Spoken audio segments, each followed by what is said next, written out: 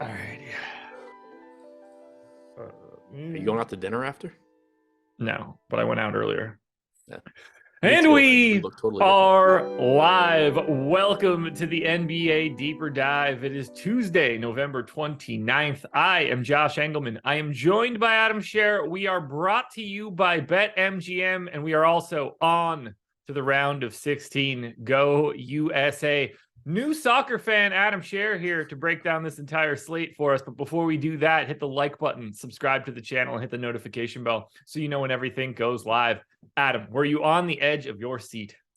I'm not gonna lie, I actually was, and it wasn't solely because I had Pulisic last goal, so I didn't want anybody else to score, and I had US winning and all that.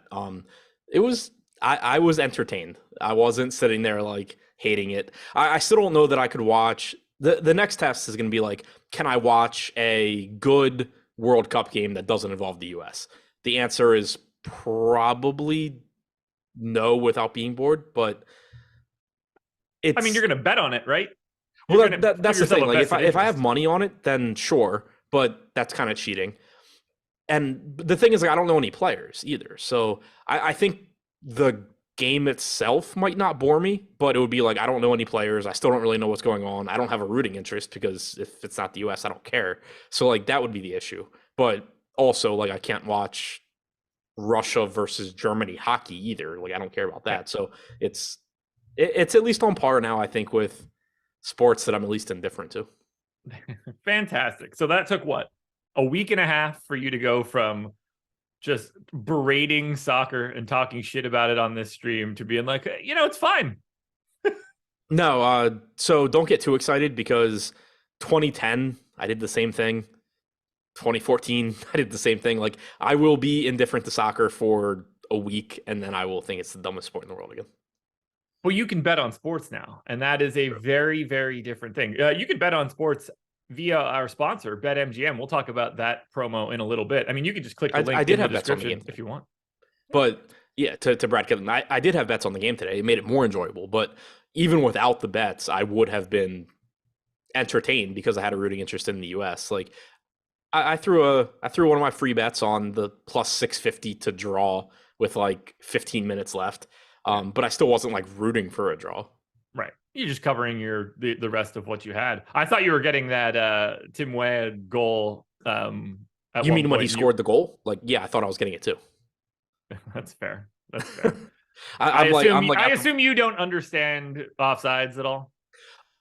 No, I mean, not really. I've seen the like pictures, and what I basically learned was that it's if any part of your body is offsides, as opposed to like the NFL line of scrimmage rule, where like the last part of your body, which to me it makes sense that should be the case, but no one's really happy with offsides rules. It's a sort of point of contention for everybody involved. It's not great anyway, and it's pretty annoying just in the grand scheme of things. But yeah, like his knee was offsides.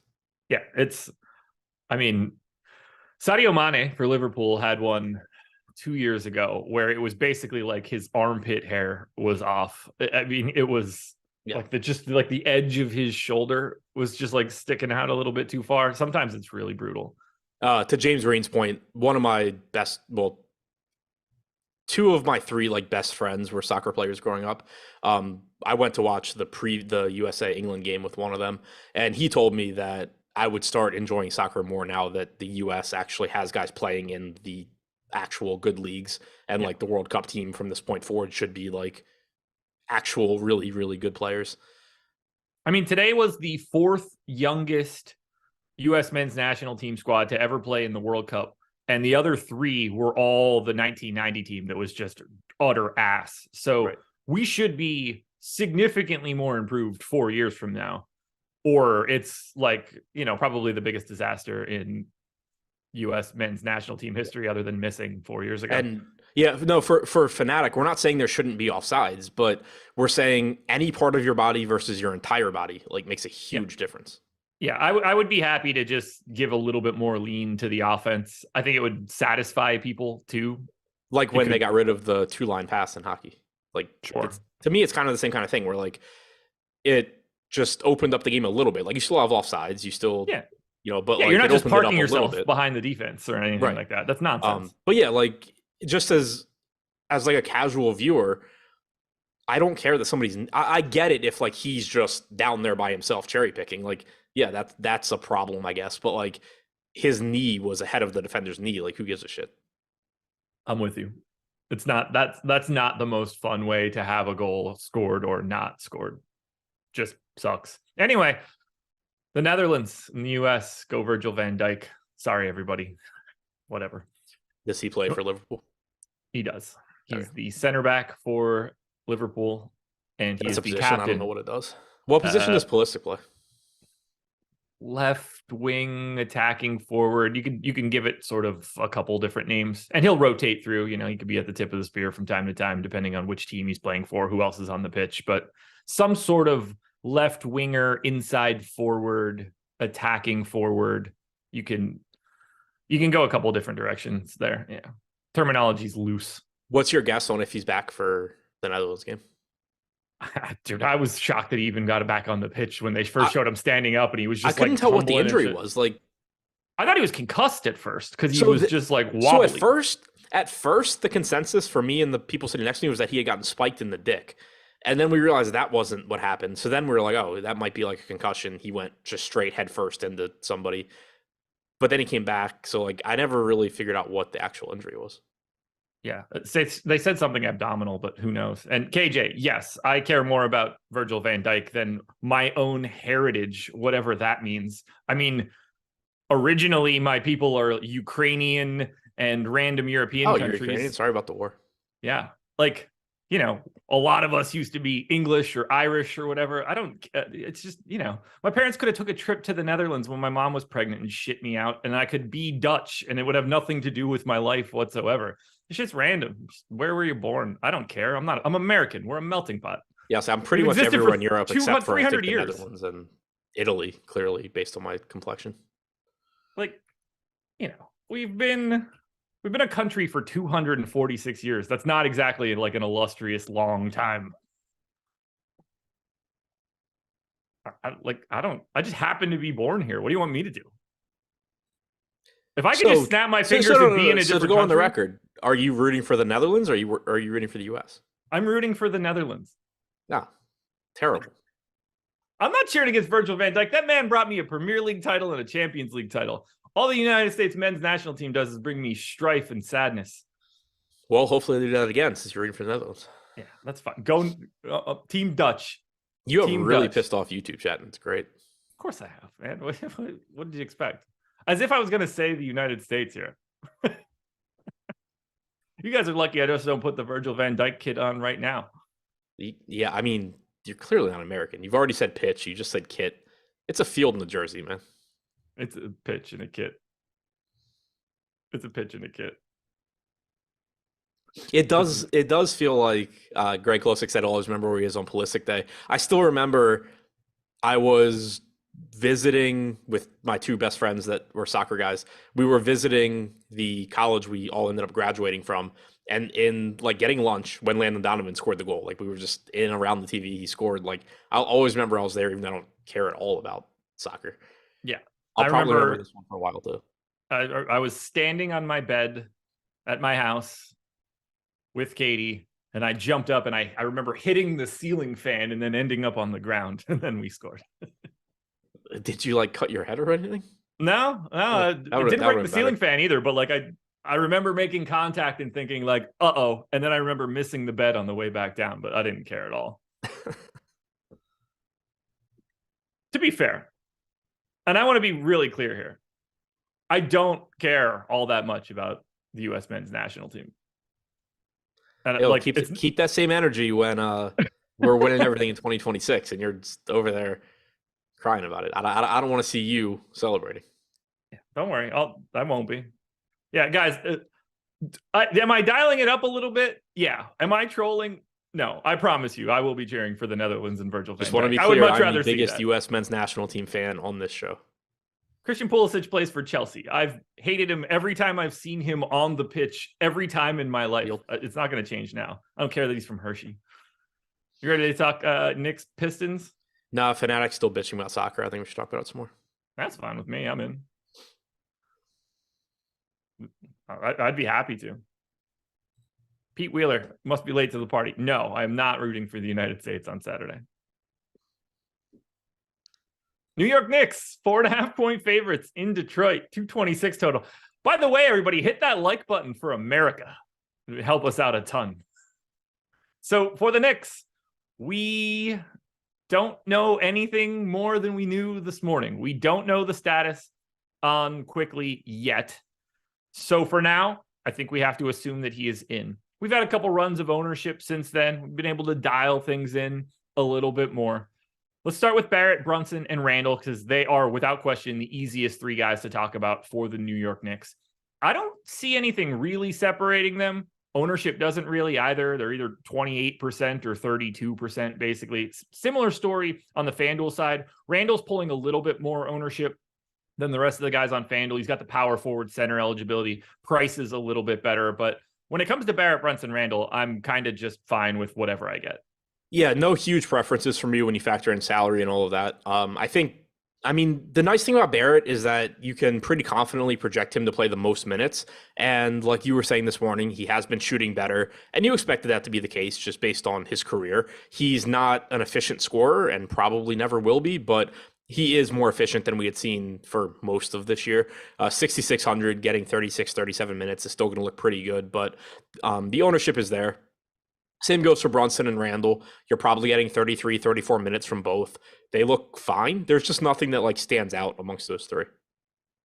We're on the same page there. It's hard to want to really separate anything too much there from those big three. Weird question. Do you have any problem having all three of them? Like I think the answer is no, but no, as in I'm not setting a rule because I don't care. Like they're all going to get theirs, but I'm probably it's not going to happen very often because they're pretty much correctly priced, and we have the Clippers and Portland on the slate. I was just thinking about them since they're all like the 7K. Well, I guess RJ Barrett's 6,600 on DraftKings. I was more looking at the FanDuel pricing. I'll hit super chats quickly. Teddy Wayman said he didn't want Kemba back. LOL, best segment ever. I don't even know what that's referencing. I was trying to figure that out too. Like, I have no idea. I don't know. Thanks for the super chat though, Teddy. I do appreciate having you here. And then Goody said, any interest in getting to Brunson and Curry rather than just Doncic in a DK GPP 20 max? Yeah, I mean, you should probably have some lineups with no Doncic, and I mean, if it's Brunson plus Curry, that's whatever. You're probably getting to one of the two of Curry and Luka pretty regularly, just because that's going to be generally necessary. But even then, like, I don't have like too much to say there, for sure. Yeah, I mean, Curry is averaging basically the same fantasy points per minute as Luka this year. So if you want to build lineups that just forego Luka and have Curry and Brunson or whoever else, that's perfectly fine. Obviously, it's a pace down spot for Curry and a pace up spot for Luka, so that gap widens a bit. But yeah, there's nothing wrong. Like, if you're not going to get to Luka, you almost definitely want Curry, and you probably want somebody like Brunson that, is at least capable of having a big game. All right, let's go to the centers. Mitchell Robinson is 4,600 on DraftKings, coming off of 31.5 minutes. Isaiah Hartenstein's 3,900. It's a little bit different on FanDuel, where Mitchell Robinson's 5,700 and Hartenstein is 5K. You don't really have to worry about the scariness of the two of them together. But how are you managing the center position for the Knicks? It's a really interesting spot because on the one hand, you feel more confident in Mitchell Robinson just because he played a bunch of minutes last game. But then on the other hand, if you just look at Mitchell Robinson as a starter this year, you don't feel any confidence at all because he's averaging 22 minutes as a result of foul trouble, which is a real thing for him. And also Tibbs sometimes just jerking around that center rotation. So if I had to just choose one center to get to, it is Robinson at 4,600. There's very clearly upside there. He's a fantasy point per minute guy. If he plays 24 or 25 minutes, you're probably happy at 4,600. If he gets 30 to 32, you probably need him at 4,600. But the counterpoint to that is he's getting 22% ownership, and Isaiah Hartenstein's getting 2. And in games that Mitchell Robinson has started this year, they are averaging the same minutes per game. I'm not saying that I think it's 50-50 like who plays more today. I do think that Hartenstein sort of played himself out of favor when he got the chance to play more minutes. And I also think that anytime, Robinson is starting over a larger sample, he's going to average more minutes per game. But I don't think the gap is that big. So I kind of just like both guys. Mitchell Robinson projects well for his salary. I have him in at 24 or 25 minutes, point per minute. That looks good. There's definitely upside for more. But I have Hartenstein at 18 minutes, and there's going to be some games where he plays more than that. Like I said, he's averaging 22 minutes per game in the games that Robinson has started this year. So I do think that in large field tournaments in particular, a $3,900 unowned Hartenstein is pretty appealing, even if it's not going to come through all that much. Just out of curiosity, what do you think about Hartenstein at 5K on FanDuel? Probably just a little too pricey at this point. Yeah, that's so the issue there is not only do you need Robinson not to play the bulk of the minutes, but you also need Sims not to be in the rotation. And I think the most likely case is that Robinson plays mid-20s, Hartenstein plays most of the backup minutes, and Sims maybe plays a minute or two. But the issue you're going to run into at that 5K price tag is if Robinson gets in foul trouble, which is like the easiest way for Hartenstein to play more minutes, there's a very good chance that Sims now gets a rotation also. And he also then has to be good at 5K. Right, too. Also. Yeah, it's very, very tough there. At 3,900, I think it makes a lot of sense. Yeah. He does have the power forward eligibility, which sort of helps, but I think it's mostly irrelevant. Apparently that super chat was in reference to my drunk clip talking about the Knicks, which explains why I don't know what they're talking about. That's fantastic. Grimes, Reddish, quickly. Has anything changed for you since this morning? How are we handling the Grimes, quickly, Reddish trio? Do you see yourself getting to more of one than the others? Do you see yourself getting to these guys at all, assuming quickly is in? Assuming Quickly's in, I'm still just not that interested in the group. Once you start projecting minutes, it just becomes really difficult to really want to get to any of them. Like, I have 25 minutes going to Grimes. I have 22 going to Quickly. I have 16 going to Reddish.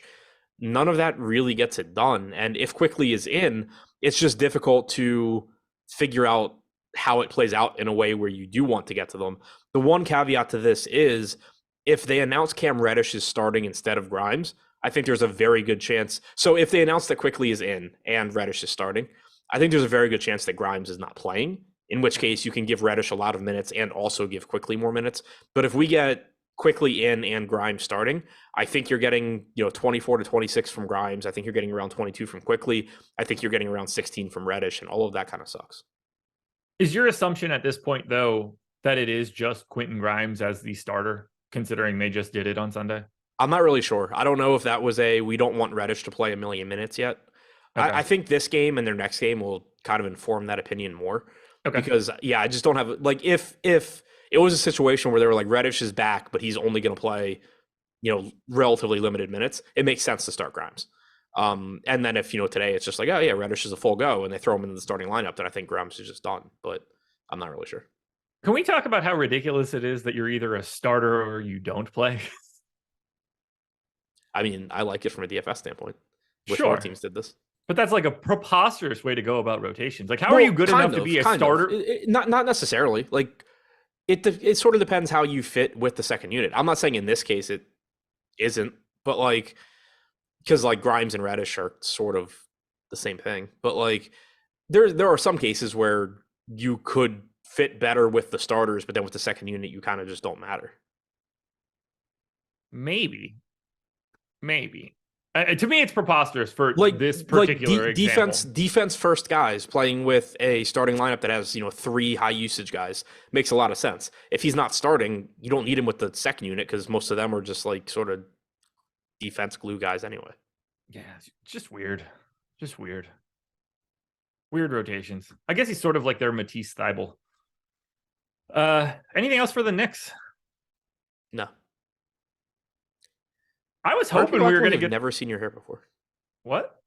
People are acting like they've never seen your hair. You do this like once a month. Yeah. I'm like Laffy. It's anytime that I get a haircut. Don't compare your hair to Laffy, but okay. I'm just saying, like, I don't put a hat on after I get a haircut. Like, most normal people don't. I wouldn't get a haircut if I could just put a hat on top of it. I thought we were going to get more news. Stewart will play. Oh, there we go. Well, we kind of knew that one already, but I was leading us there. Bagley is already marked as available. Isaiah Stewart will play per Twitter. We are still waiting on the news for Bojan Bogdanovic, Jaden Ivey, and that's it, I guess, at this point. So, do you think he's starting? Let's just start there. My guess, and this is literally like probably 52-48, that you're getting Bagley, Stewart, because that's what they did previously. You could very easily just get Bay and Bagley, and Stewart's coming off the bench. You guys think that I go to a Supercuts? You're out of your mind. They don't have those in North Carolina. We have Sport Clips, which I don't go to. Yeah. All right. So right now I have 26 Bagley, 24 Stewart. I don't have a great feel here. Should we just assume everybody's in at this point? Like, do you have a lean on Bojan and Ivy? No, and I haven't put too much thought into it with it being the first game of the night. Yeah. Like, if I, for some reason, had to make a lineup right now, I would just assume that they're in, but I have absolutely no idea. So Ivy has been out with right knee soreness, Bojan right knee and ankle soreness. We haven't had Ivy for the past 2. That's a little nerve-wracking. Bojan was just for Sunday. I mean, Jaden Ivey hasn't played since last Wednesday, so he's been off for 6 days. Let's assume they're all in. I don't think anybody looks good. So I think it's kind of easy to talk about Detroit because if we get Bojan Bogdanovic available, Jaden Ivey available, I'm not so sure that any of these guys are all that big of priorities for today's slate. Yeah, if they're all in, I agree with you. You're getting increased usage because of Cunningham still being out, but Ivy's sitting at 7,100. And the thing you have to keep in mind is you have this late game where there's just like a million good plays. So you have to compare everything to that, not to mention the Golden State and Dallas game. So like Ivy looks fine if he's in. You're getting that increased usage. He's projected for 8% ownership, 11% chance of being optimal, going a little bit under owned, but still not particularly likely of being, an optimal play. Same goes for Bogdanovic, who's priced up to 6,900 now. They both look fine in terms of being contrarian plays, but neither one I think is a priority. Where you do start potentially getting priorities is if those guys are out, because that's opening up a ton of usage. If you take out Bogdanovic and you take out Ivy, Killian Hayes has to take on a bigger role. Granted, he's 6,300 now, but in general, you're going to have more minutes available and you're going to have more usage available. All right, let's hypothesize that they're both out, just like they were on Sunday, but now we have Isaiah Stewart back. What's popping the most here? Is that Saddiq Bey at 5,700? So you said Ivy and Bogdanovic out, but Stewart and Bagley in? Yeah. Because I think Stewart and Bagley now are essentially officially in. Yeah, so I think Bey would be really interesting. He's 5,700. If Bogdanovic is out, you assume Bey is starting. He may or may not be if Bogdanovic is in. But he's also somebody that we know is capable of scoring. Like, you saw it at the end of last year when Detroit just didn't have anybody else to score. Saddiq Bey can take over. That's kind of what you see in the NBA in general. These guys are all really good at basketball, and you kind of just forget that based on their normal roles. So I would really like Bey if Bogdanovic and Ivy are out. I would like Burks a lot more too. Okay. Probably Isaiah Livers a little bit, although not the best per minute guy in the world, but probably stepping into a little bit more minutes. To chat, I don't go to the barber and tell them, give me the Luka Doncic. Luka Doncic gets his haircut and tells them, give me the Josh Engelman. I'm quite a bit older than him. You just hold up a picture and don't say anything? I don't have to say anything. They just know. They know how to cut everything here. But no, I mean, Luka could be my kid, man. I'm not getting my haircut based on a 23-year-old man. That's insane.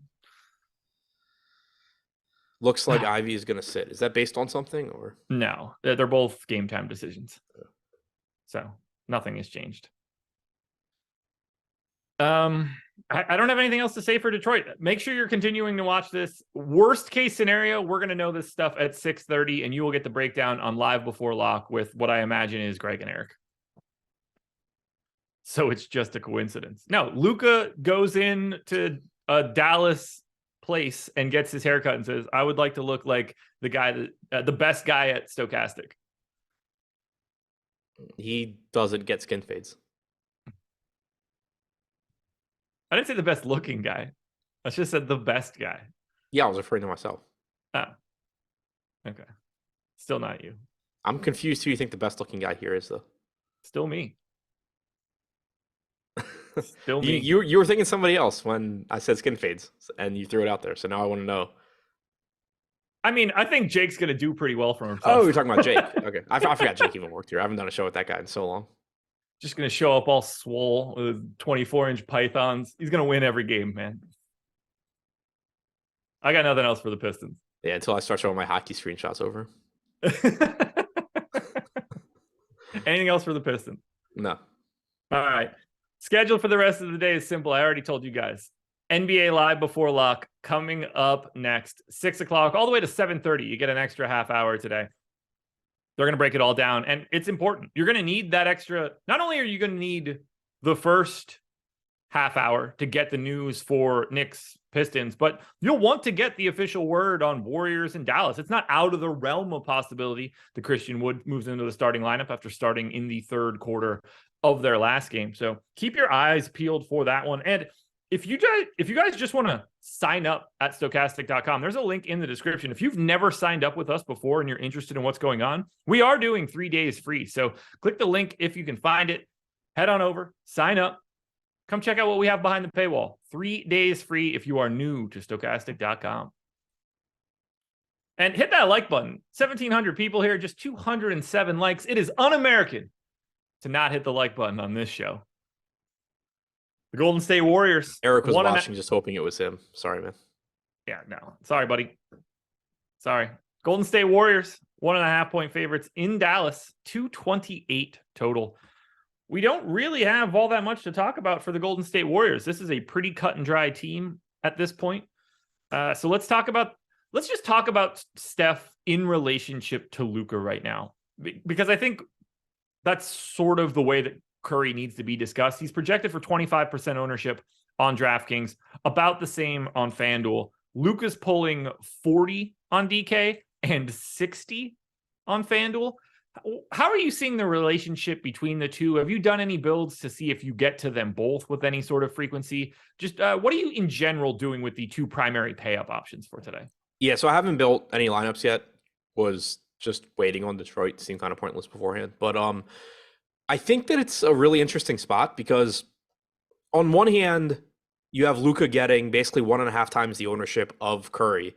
And for the season, they're averaging about the same fantasy points per minute, but you do have Luka playing a couple minutes more per game on average.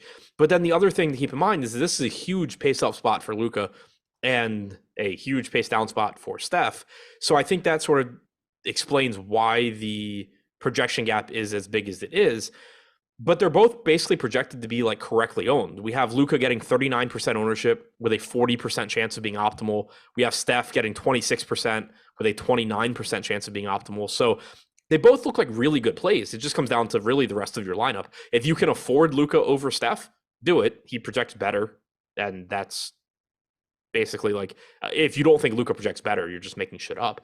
But it really just comes down to like, what else can you fit into your lineup? So it's partly going to be what other value opens up. Right now, we know we have value on the Clippers. We know we have some value elsewhere. But if you were to get, multiple guys ruled out for the Pistons, for example, you're going to start getting a lot of lineups where you can very easily get Luka and Steph and be really happy with that. Right now, I think it's more like you can get them, but you are going to be sacrificing something. So it ends up being kind of a trade-off. But individually, I think Luka looks about right where he is, and I think Steph looks about right where he is. Yeah, that's sort of where I'm at right now, too. I think it's a lot easier to just, if the Pistons game breaks with everybody just being in, I think the most likely scenario for me is that I'm just going to have around the field on both of those guys, and the differentiation is going to happen elsewhere. It's crazy. I mean, we're seeing Luka $1,900 more expensive than Steph, and then Steph is $1,600. Nope, that's bad math. $2,600 more expensive than Anthony Simons. Like, these guys are just on an island with pricing today. What would your expectation be if you have both guys in a lineup? What are you looking for between the two of them?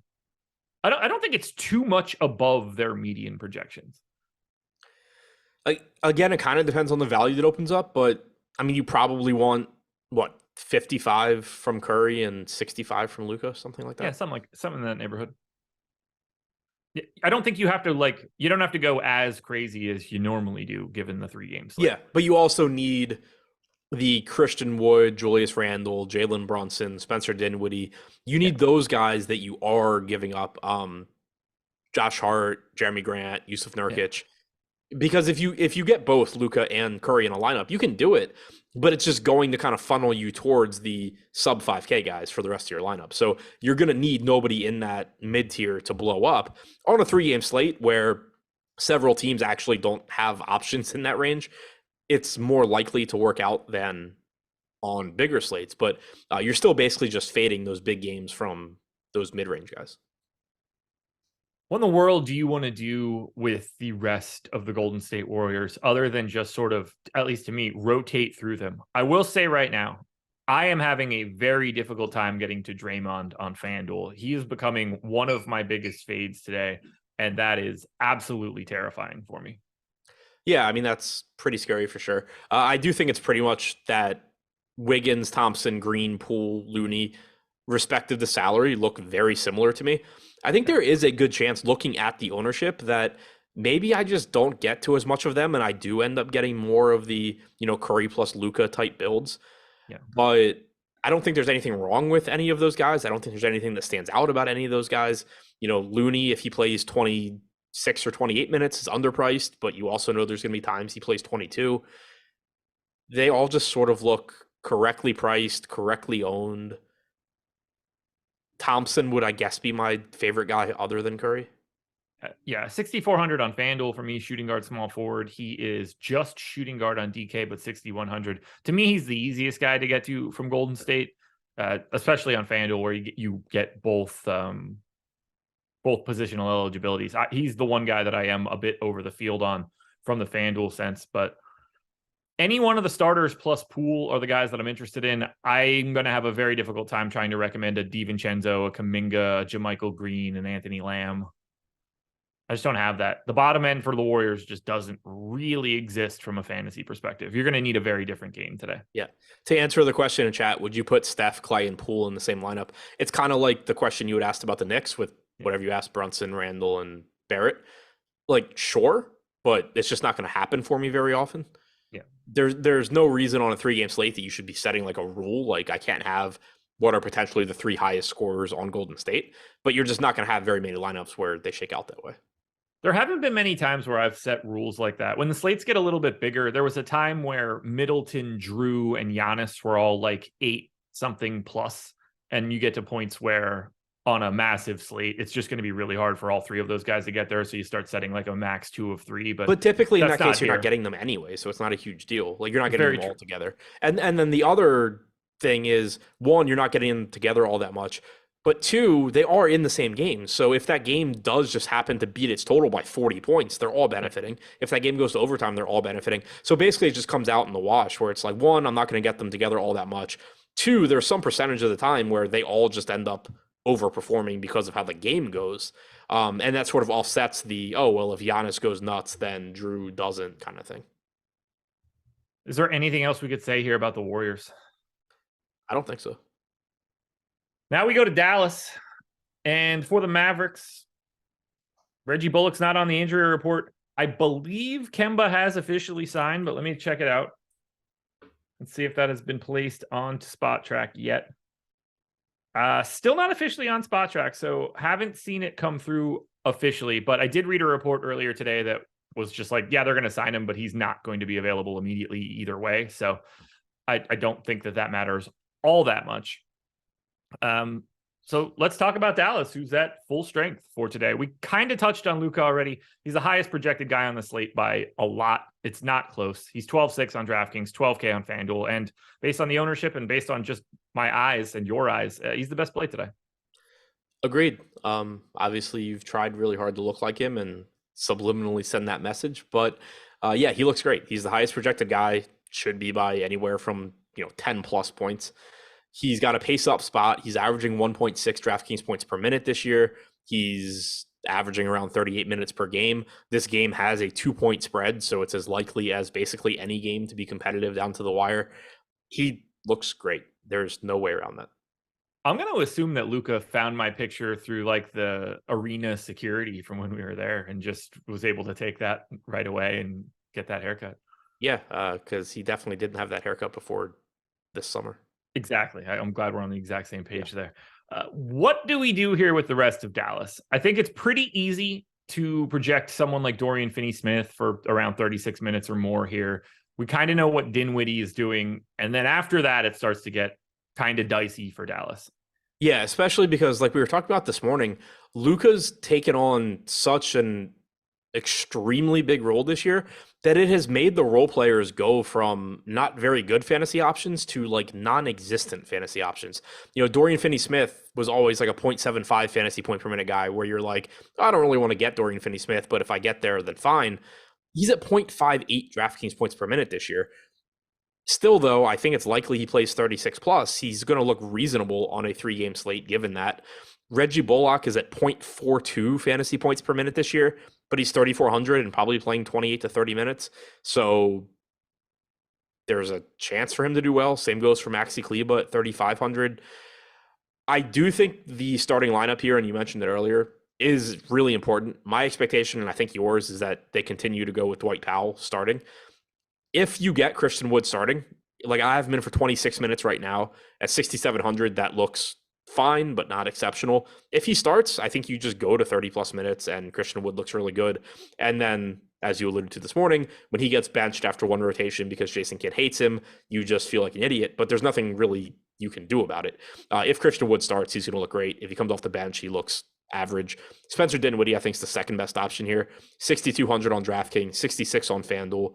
Should give you 32 to 34 minutes. He's at 0.87 DraftKings points per minute this year in the games that Luka and Wood have both played, but you're getting that pace up spot, so it's likely that he produces higher than that.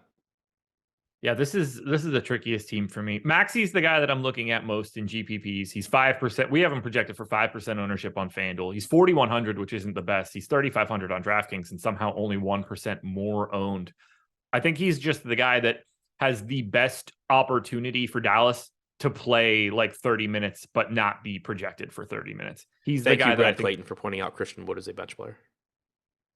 Yeah, we're aware. Like if you're trying to take flyers on some of these 3K guys, is it Maxey for you? Yeah, glad we're using info from months ago. It's Maxey or Bullock. God, Jesus. Can we add their stuff together and make them a functional NBA player? Right. Because they are quite bad. Yeah, Maxey's the guy that I'm just like, okay, I hope that I get this matchup idea right and he plays 28, 29, 30 minutes, something along those lines. Yeah, to clear it up for Brad Clayton, Wood started the second half last game. He's been sort of finding his way into more minutes with the starters. Jason Kidd doesn't like him. Jason Kidd also doesn't have a lot of other options that are good. So that's why we said if he does happen to start, he looks good, but I'm assuming he continues to come off the bench. Also, when they signed JaVale McGee, they told him he was a starter, and now he doesn't play. So it doesn't seem like they're holding on to those promises from a couple weeks ago. It's weird that things that happened recently should be weighted more than things that happened in June. Yeah. JaVale went from being the starter to not being a part of this Dallas team. So there's also that. What else can we touch on here for Dallas? How do we know Kidd doesn't like Wood? He makes it blatantly obvious every time he's asked. Yeah, I mean, he basically says it in every post-game interview. He just doesn't use Christian Wood's name, but everybody understands that the guy that doesn't have the natural defensive talent is the guy that he's talking about when he's like, well, the defense was shit. Right. Yeah.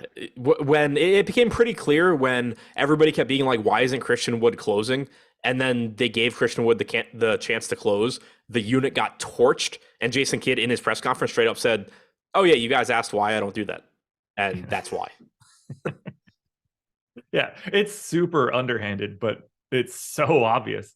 I mean, the rest of the dudes are all like defense / 3-and-D guys. And to be clear, never talking about those guys. And to be clear, I have no idea how Jason Kidd feels about Christian Wood in general. Jason Kidd does not like Christian Wood as a starter / closer for his team. I'm sure he loves him as a bench guy. That's why he's there, as a sixth man. But it's Jason Kidd's made it very apparent that if he is playing Christian Wood with the starters, it's because he really, really hates every other option. Yeah. And he's getting there by default right now. We are seeing it from no minutes to JaVale McGee, slowly but surely, potentially no minutes for Dwight Powell. They're just running out of bodies that look like Christian Wood. Jason Kidd's relationship with Christian Wood when it comes to starting and playing with the starting unit is like when you're in a long-term relationship and it ends and you just sort of funnel your way back into girls you used to date. You don't like any of them, but you like one more than the rest. Very true. Oh, it's very true. I'm trying to squeeze anything else here out of Dallas, but I just don't have it. It's really unappealing to talk about Dorian Finney-Smith and Spencer Dinwiddie. And then after that, you're just rolling the dice on Christian Wood being okay in Jason Kidd's eyes and a bunch of guys that are really, really bad permanent dudes. Emmanuel Quickley, available to play. Yeah, so Knicks are a mess. Assuming, again, that Grimes is starting. If Reddish starts, I like it more for Reddish and for Quickley both. All righty. Since we're done with Dallas, we got to talk about BetMGM. They are the sponsor of this show. Adam is now in a sports betting state. He's become a soccer fan. You guys could have done that too. On my videos soccer today. Soccer savant is what you meant. Sure. Soccer savant. My apologies. I told you guys today that you should have taken advantage of this deal. You click the link in the description. You head on over to BetMGM. You got to be in a legal betting state. You got to be new to BetMGM. But when you do that, you got to put $10 down on one of the World Cup games. I told you to put that $10 down on the United States. You would have won that bet. That actually would have had absolutely nothing to do with you getting $200 in free bets. You're just going to get them anyway. So please, guys, if you want to be a sports bettor, if you want to tail Adam's picks, we don't actually have that in the Discord. You wouldn't want that either. Certainly not for soccer. They would be random. But If you want to tail some picks, we do have a premium betting Discord that you can check out, but just go sign up at BetMGM, put $10 down on one of the World Cup matches, and get $200 in free bets. You're not going to find a better deal elsewhere, folks. You remember that Sean Dre kid that is in chat sometimes? Yeah. Just replied to me. I had tweeted that game made me at least like indifferent to soccer. You're always talking shit. Soccer don't need you to watch. Like, the guy has 3 followers and you're responding with that on Twitter. Like, oh my God. Sorry about your life. I assume we're going to get him to say a message in our chat like 10 minutes later. He's usually on delay for this sort of stuff. I've never really been able to figure out why, but that is what happens. I don't even know he was on Twitter. He doesn't tweet at me. Thank God. Oh, he tweets at you a lot. Yeah, it's I probably only see half of them. Soccer don't need you to watch. Soccer's not a thing. Yeah, he was mad. Soccer and all sports need you to watch the sports. He was mad because I was hating on Taylor Heineke the other day. I know I saw that one too. Well, because he sucks. Like 99% of NFL quarterbacks. You guys definitely sound silly when you trash talk the most popular sport on the planet. I love it. I don't trash talk it. I do, and I don't sound silly. It's a stupid game. Yeah. It's my favorite sport to watch. The LA Clippers are 3.5-point underdogs in Portland, 211.5 total. This one's wild. This is just a crazy game.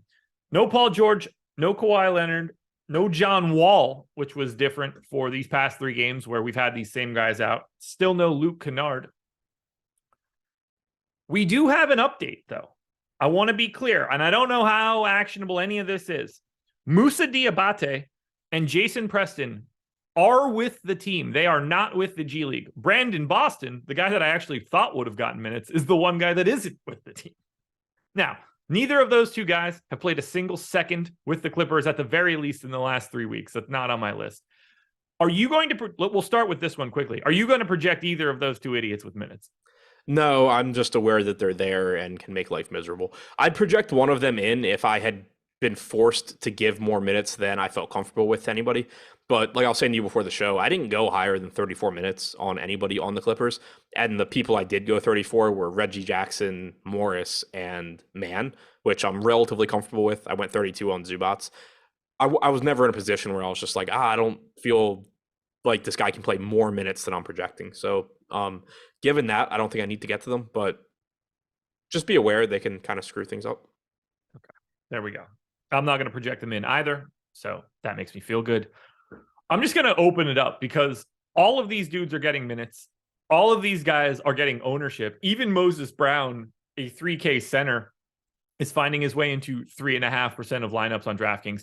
Everybody else is like 15 plus, including Norm Powell at 41. Look, I like Norm Powell. I don't know what I would have to do to project him today to look like he should be anywhere near 41% owned. That doesn't mean that he's not a good play, but I'm shocked that that number is so much higher than everybody else. I'm not, because if it was lower, I would just be jamming Norman Powell. Like, I agree with, I think, what you're getting at, where he's probably a little bit more popular than he should be. We have him at 40% on DraftKings, 35.5% chance of being optimal. And then if you start comparing him individually to other guys, you know, you can certainly make the case that 40% ownership going to Norman Powell when Marcus Morris is getting 22% for $400 more, like, that gap is too big. You can definitely make that case, but you also have to keep in mind, not you specifically, even though, you know, I don't consider you particularly intelligent, you might not have figured it out either, but like, you can actually roster 2 of them together. So like, that's, you can get more Marcus Morris and still not have to cut back in Norman Powell. So kind of the way I view it is that he's going a little bit over-owned, but he's a really good play. Like, the guy's averaged, even through his struggles this year, he's averaged about a fantasy point per minute without Kawhi and George. He's got nearly a 30% usage rate. If you go back to when he joined the Clippers last year, he's averaged over a fantasy point per minute without Kawhi and George on the floor. At 5,400, even coming off the bench, you know, I projected him for 28 minutes. He could easily get 30 or 32. He's a really, really good play. I think he deserves the ownership. I agree the ownership, though, is like correct, if not slightly high. So you're not getting any edge by playing Norman Powell, I don't think. But I'm also not looking at it like, oh, this is crazy ownership. I want to get away from it.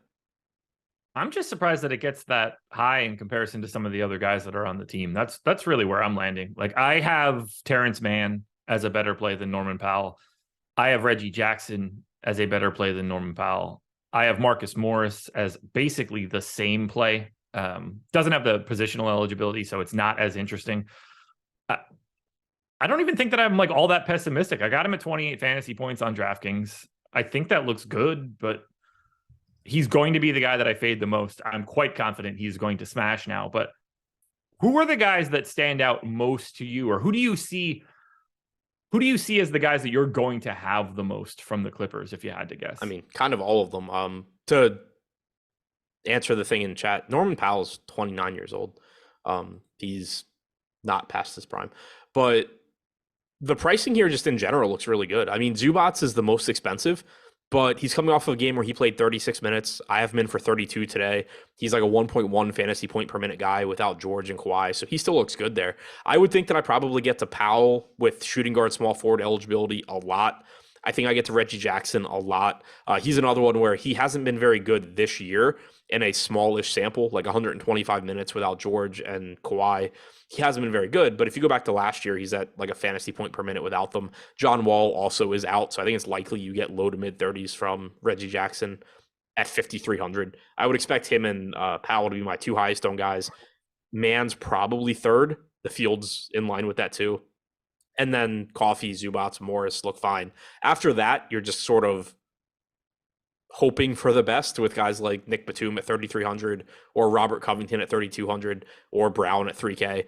I pretty much think the ownership that we have projected on DraftKings is correct, with the possible exception 3K Moses Brown's getting 2% ownership. It's not that difficult to envision how he ends up being a better play than that. He played every minute that Zubats wasn't on the floor last game. That doesn't mean it has to happen today. I projected Covington to get a couple of those center minutes, but if you got an actual 32-16 split, Moses Brown's gonna be better than 2%. Tim Hardaway Jr. will start ahead of Reggie Bullock today. But Bullock's active, right? I don't know. I just know that Tim Hardaway Jr. is starting ahead of Doncic, Dinwiddie, Hardaway Jr., Dorian Finney-Smith, Dwight Powell. All right, so I had Hardaway at 22 minutes. I had Bullock at 28. I'll probably just flip those, I guess. I'm going to look at it right now. I had Hardaway at 22 minutes. I had Bullock at 27. So same page. Yeah.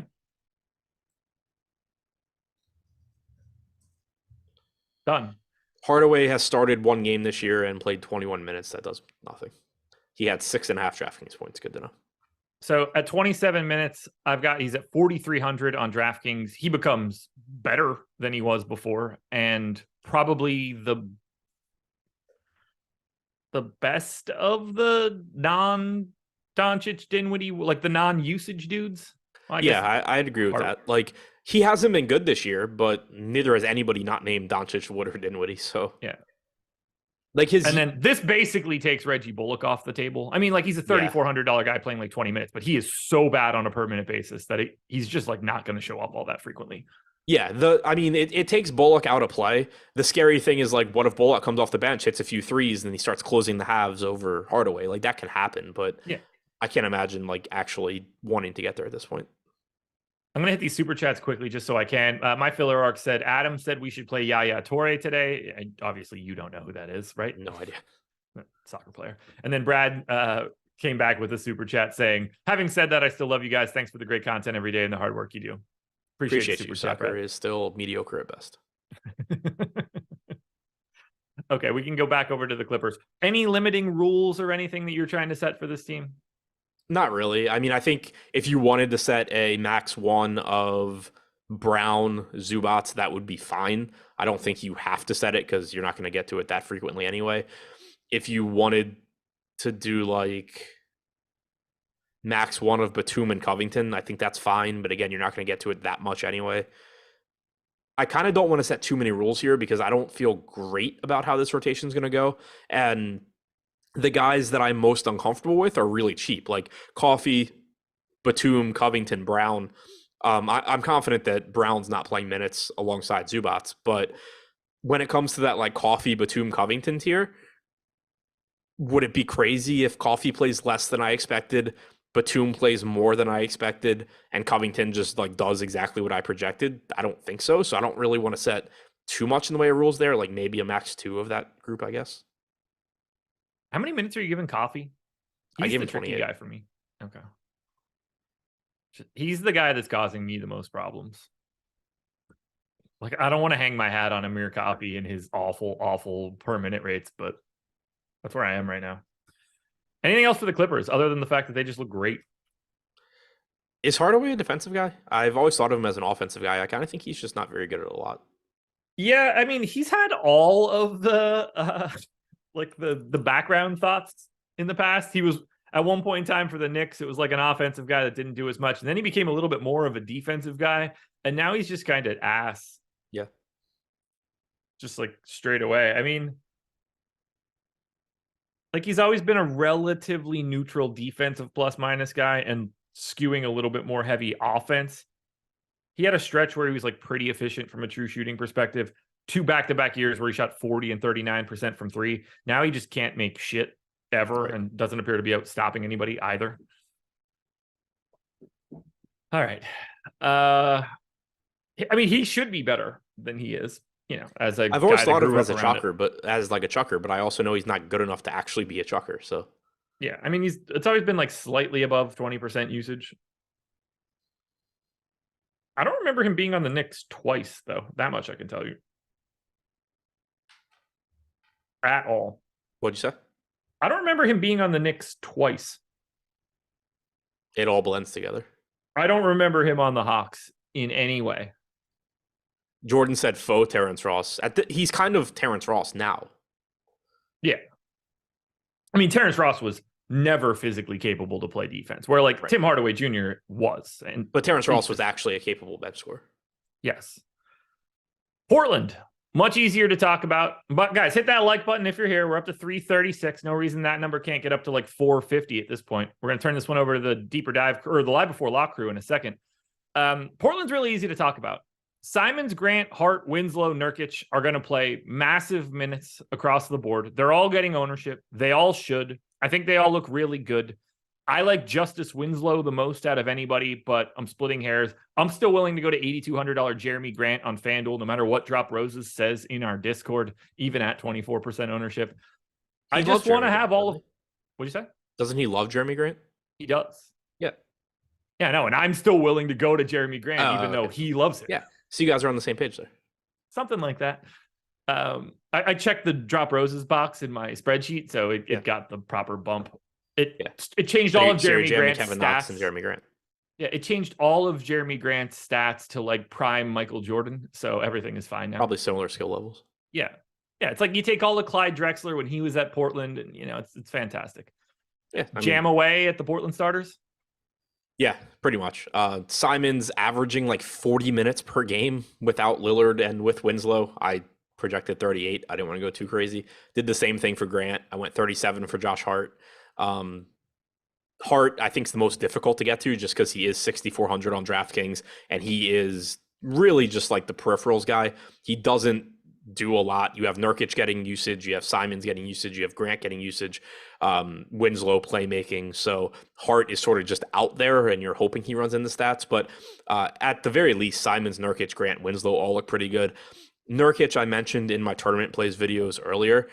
In the games that he has played with Damian Lillard this year, he's averaged about, I think it was 28 minutes per game and 1.05 DraftKings points per minute.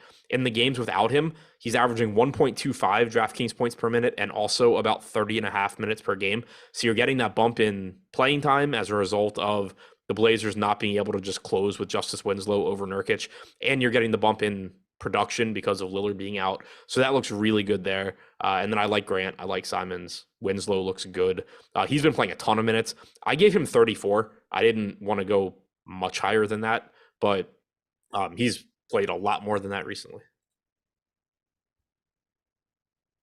Anything you want to do with the Portland bench, can you justify any of it?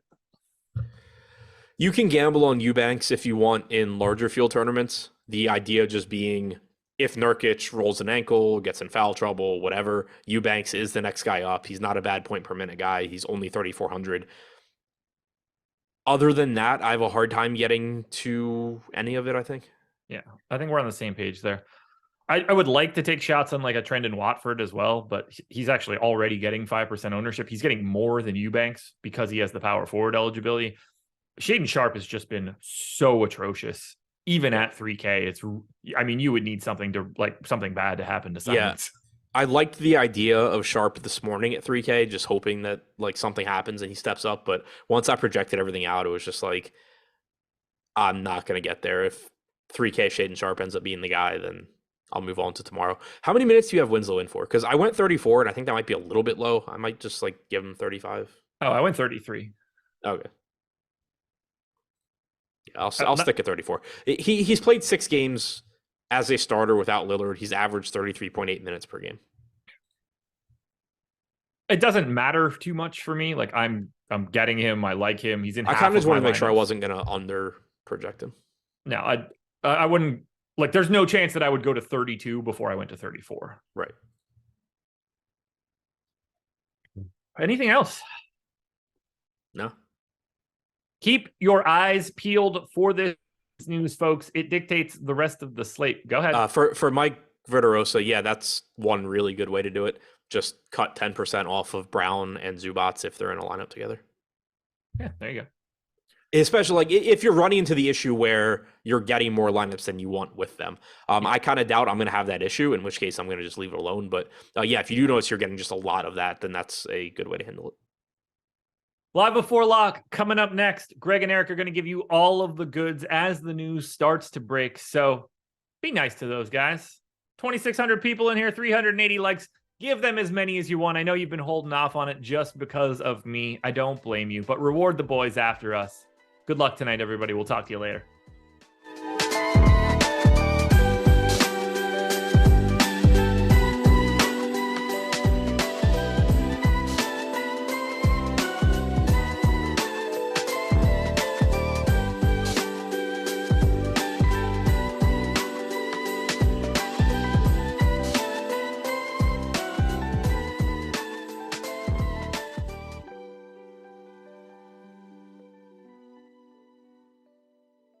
Yo, it's that time of week again where we induct you fine friends into the Stokastic Hall of Fame, give out some free Stokastic Plus Platinum subscriptions along the way. And all you got to do to get involved in this fine adventure is go to stokastic.com/avatar, download the avatar, use it wherever you play DFS, and tweet your wins at Stokastic HOF with the screenshot when you win. Maybe a nice message as well. We always appreciate that. Finish top 3 in a field of 5,000 or more and win a free month of Stokastic Plus Platinum. Get plastered up here, inducted into the Hall of Fame, and we'll do the bragging for you. Let's get into it. First up, you got Omar X saying, when I got up this morning, didn't think of ending up here. Using Stokastic has changed everything, and there's plenty of World Cup ahead. First-time subscriber, and now Stokastic Hall of Fame. Look at that. World Cup projections. Getting Omar to an $8,000 second-place finish. And Dane D just wanted to say thanks to the Stokastic team. Been a sub since the FanVice merge. That's been a long time, man. Best tools in the biz. Took down the NFL main slate mini-max out of almost 300,000 entries. Special thanks to Alex, Laffy, Ben, the 2 Matts, and Neil for helping me refine the process. Congrats, man. And then how about this? Alex Baker, Monster Day. Could have been even, he was so close to taking down that Millie, but still first place in the SPY, 100K, third place in the Millie, 40K. And our boy Adam Scherer, Ship My Money DFS with a 50K win. Maybe his personality will finally come back after that one. Next up, it's Freshka, 4th place in the 450 fadeaway, $10,000. Huge win there, followed up by Michael Yamada. Nice NBA takedown, just in time to parlay it all on Thanksgiving. 5K win there. Congrats, man. Skimmer, thanks to Matt Kajeski, plays 2nd and 5th. Yeah, Matt with the preeminent college football information out there. Couple nice little wins for Skimmer there. Harry, thanks for the content, guys. I watch every single day for the past 4 years. That's commitment, my friend. First place in the NFL 10K showdown. And then OG Joe P with the $500 win and $1,400 win. Can I get my second yellow jacket? You just got it, fella. And then Jordan, thanks guys for all the data and suggestions. That guy 2 spots below me is pretty cool too. Yeah, look at that. Double Stokastic avatars up there. Couple nice wins in the piggy bank. And remember, to get up here, doesn't matter if it's a 5-cent or $500 entry. It all counts the same as long as you follow the requirements. Just wanted to say thanks to the whole team over at Stokastic. Best content out there every day and night. Took second in the $4 on the FanDuel main slate Sunday, 2000 for Foul Wow. And Andrew didn't even need to use the full 150 to split second with 13 of my friends. Thanks to Stokastic, a special thanks to Player Kid, that's Neil, for his awesome showdown videos and game theory. They are awesome. I suggest you watch all of them. And we'll close it out with Yeti. Third place, let's go in the N1, $500 up top. Remember, download the avatar, stokastic.com/avatar. Tweet your wins at Stokastic HOF to get up here and get your free month of Stokastic Plus Platinum.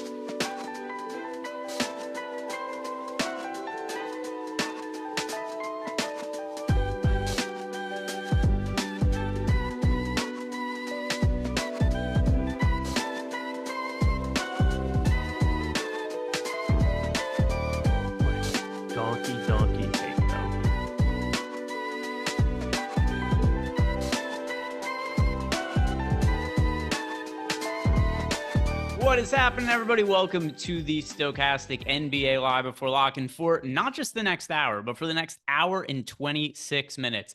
Eric and I are going to be talking about every single little piece there is to possibly talk about this NBA slate. And then we're going to be sticking around also post-lock 30 minutes. We're going to be reacting to whatever happens in the games. We're going to be talking about some ownership. We're going to be talking about some bets that we like in the later games. But Eric, how is your day going? Fantastic. USA, baby. Hung out in the premium Discord for pretty much that entire game and could not have been more fun. Got the result we were looking for. Not just that.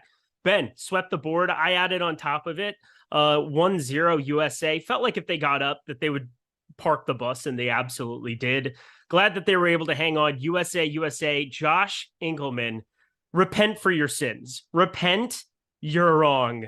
One of the greatest, if not the greatest country in the world. Let's go. You have to give people context because I don't know what the hell you're talking about. Yeah, they do, because they were going nuts on the last show. I tuned in like 10 minutes, 15 minutes into it, and I was like, oh, I'll tune in, see the terrible takes before we get to you and me. It is what it is, and I just might as well feel out the room, if you will. What a disaster of a take from Josh Engleman. Just absolutely out there, not caring. Yeah, it is the greatest country in the world. Where else can you do DFS shows? Because apparently everywhere else I've gone, Italy, France, the internet will cut out. So, hey, the internet works here. Great. Never had any issues. Let's get going. So I wanted Iran to win. My dad, by the way, who my dad who thought they were playing Iraq today. My dad did not understand the difference. Can't hear you. So my dad thinks Iran and Iraq are the same place. So he's like, I hope we beat Iraq, which don't want to listen. No matter how many times you correct him, he's convinced that they were playing against Iraq. The other thing too, also, is I have bets on the World Cup. I only bet the dumbest things that I thought were good value at long odds. So I did have Iran to win today, which was 18-1. So for me, I got to go with where I think the value is. Give me the signal to put the headset back on. No, because I don't care if you're listening or not. I'm talking to the audience. Okay. Oh, see, and you could hear me right there. You're pretending you can't, but you could, because you just responded to me. God damn it. Okay. I heard it. You're not slick, right? You can't respond to things I say and then pretend you can't hear me. Well, I saw your lips moving, but I couldn't understand the words. I'm deaf. You could hear me just fine. So anyway, World Cup, I've had really odd rooting interests, like Saudi Arabia, Iran, Morocco. Got it.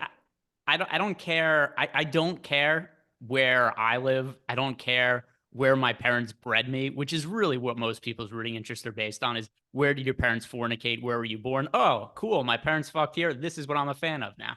I don't care about that. I care about where my money is. My coworkers are out of their damn minds today. I'm going to say stick to basketball. Let's just only talk basketball today, because everything else, and Josh Engleman's the soccer guy. Like, he loves soccer, loves football. And it's just like, I can't with either of you, but I get it from your perspective, because I know that you have no other allegiances to any team on planet Earth. So I wouldn't expect you to just automatically be a fan of the USA team. You are a rooting interest purely of money. You have no soul. Continue on. Yeah. KJ saying it's your fucking nationality. Just absurd takes. Please get out of your mom's basement. Yeah, you know, I don't live in my parents' basement because I make money by betting on stuff. And that's how come I have my rooting interest. But we're also going to try to make some money on the NBA slate today. If you guys haven't done it yet, like the video, subscribe to the YouTube channel, do it for the USA, do it for Iran, do it for Iraq, who my dad thinks is the same country as Iran. We've got some injury news today. Not very much, but a little bit that could potentially impact this slate. And we also could go over afterwards the new Dallas starting line. If you guys have any questions at all, throw them into the premium Discord chat. We're going to be able to hit on a lot of your guys' questions today. So we did recently find out that Tim Hardaway Jr. is going to be starting for the Dallas Mavericks. For the Detroit Pistons, though, this is where we potentially have value. Jaden Ivey, questionable. Bojan Bogdanovic, also questionable. Isaiah Stewart is going to play. Marvin Bagley is going to play. But what happens if Ivey and Bogdanovic aren't able to go? Yeah, if Ivey, then you're kind of looking at a lot of pieces that you're going to have interest in. Now, Portland is so hard to get away from on this slate. The Clippers are really hard to get away from on this slate. No Damian Lillard, and the pricing just kind of works in the Clipper side. It's just ridiculous. So we got to take that with a grain of salt, but they're just short bodies. And yeah, the front court's gotten a lot healthier, but I feel like you're going to get guys on a 3-game slate that just have to be a part of your portfolio.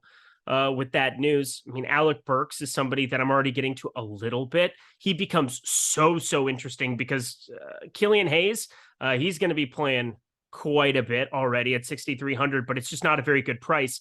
5,100 just fits into lineups really nicely. So I'll be looking primarily at him in the backcourt, and then the front court. I think you can start to take some of those shots on the Kevin Knoxes, the Livers, the Hamidou Diallos, things like that. But none of that is going to be appealing to me compared to the Clippers and Portland side unless we get both out. Yeah, and we'll see what happens. The game locks in 50 minutes. It's the first game on the slate. So it is something which, actually, I'm kind of hoping we get this news as late as possible, just because I want it to be, and I hope that whether they're in or out, I just hope it comes out late so it's something that people don't really feel like they want to react to, because I agree with you. I do think the Clippers value is going to be predominant. Right now, my lineups are littered with Clippers players, but I'm going to want to get to some of these Detroit guys, particularly if they get ruled out 30 minutes from now and people only have 15, 20 minutes to respond. I just don't think people are going to want to make the switches. The swappies, the swippies, the swap. Yeah, they're not going to want to do it. The swapperoos, they're not going to want to do it, Eric.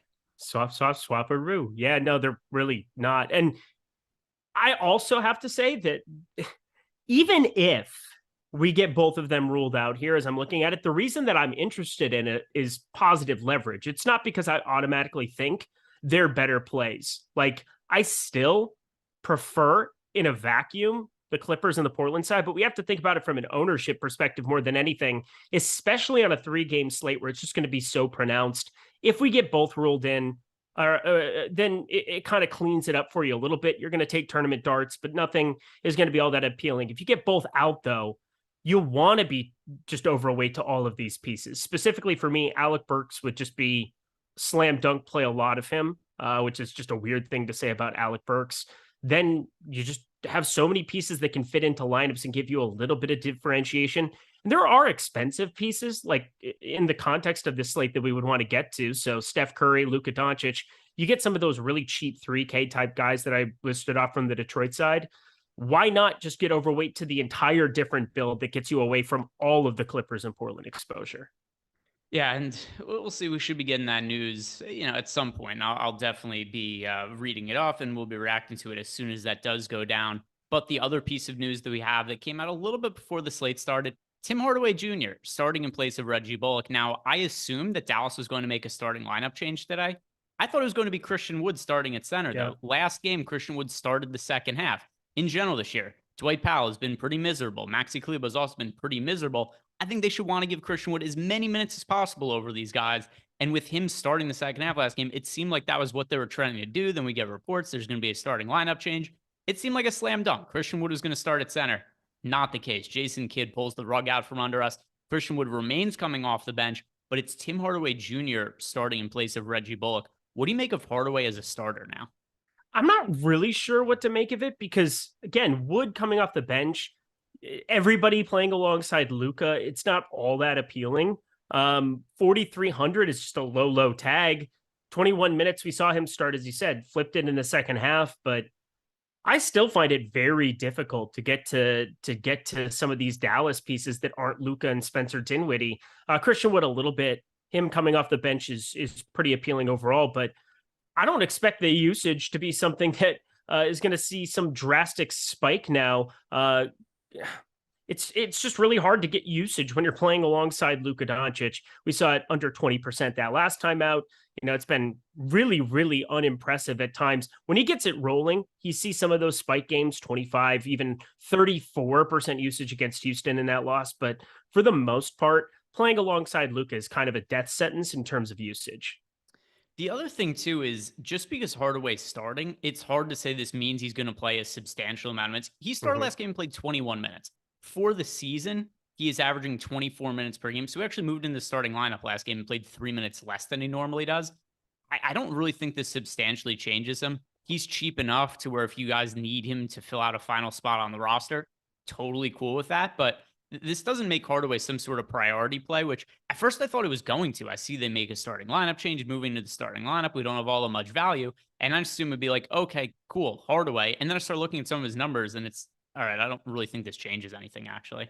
Okay. Yeah, I'm on board for it. That was kind of the initial knee-jerk reaction I had, and then ran some of the numbers, and then you just look at the usage. It's just so hard when you're not the guy coming off the bench. I mean, Christian Wood not starting, maybe he could have saw some more minutes there as well, but I was already planning to short him in that situation. I think coming off the bench, I'm less inclined to do so. I think that keeps the ownership in check too. So I think we'll be able to play a little bit of him there. There are centers coming up in the late night hammer you want to get to, and then Mitchell Robinson pulling quite a bit of ownership, or at least was earlier in the day. It's down to 21.7%, but I feel pretty good about Christian Wood as like the only other option I really want to play from the Dallas side besides the aforementioned Luka and Dinwiddie.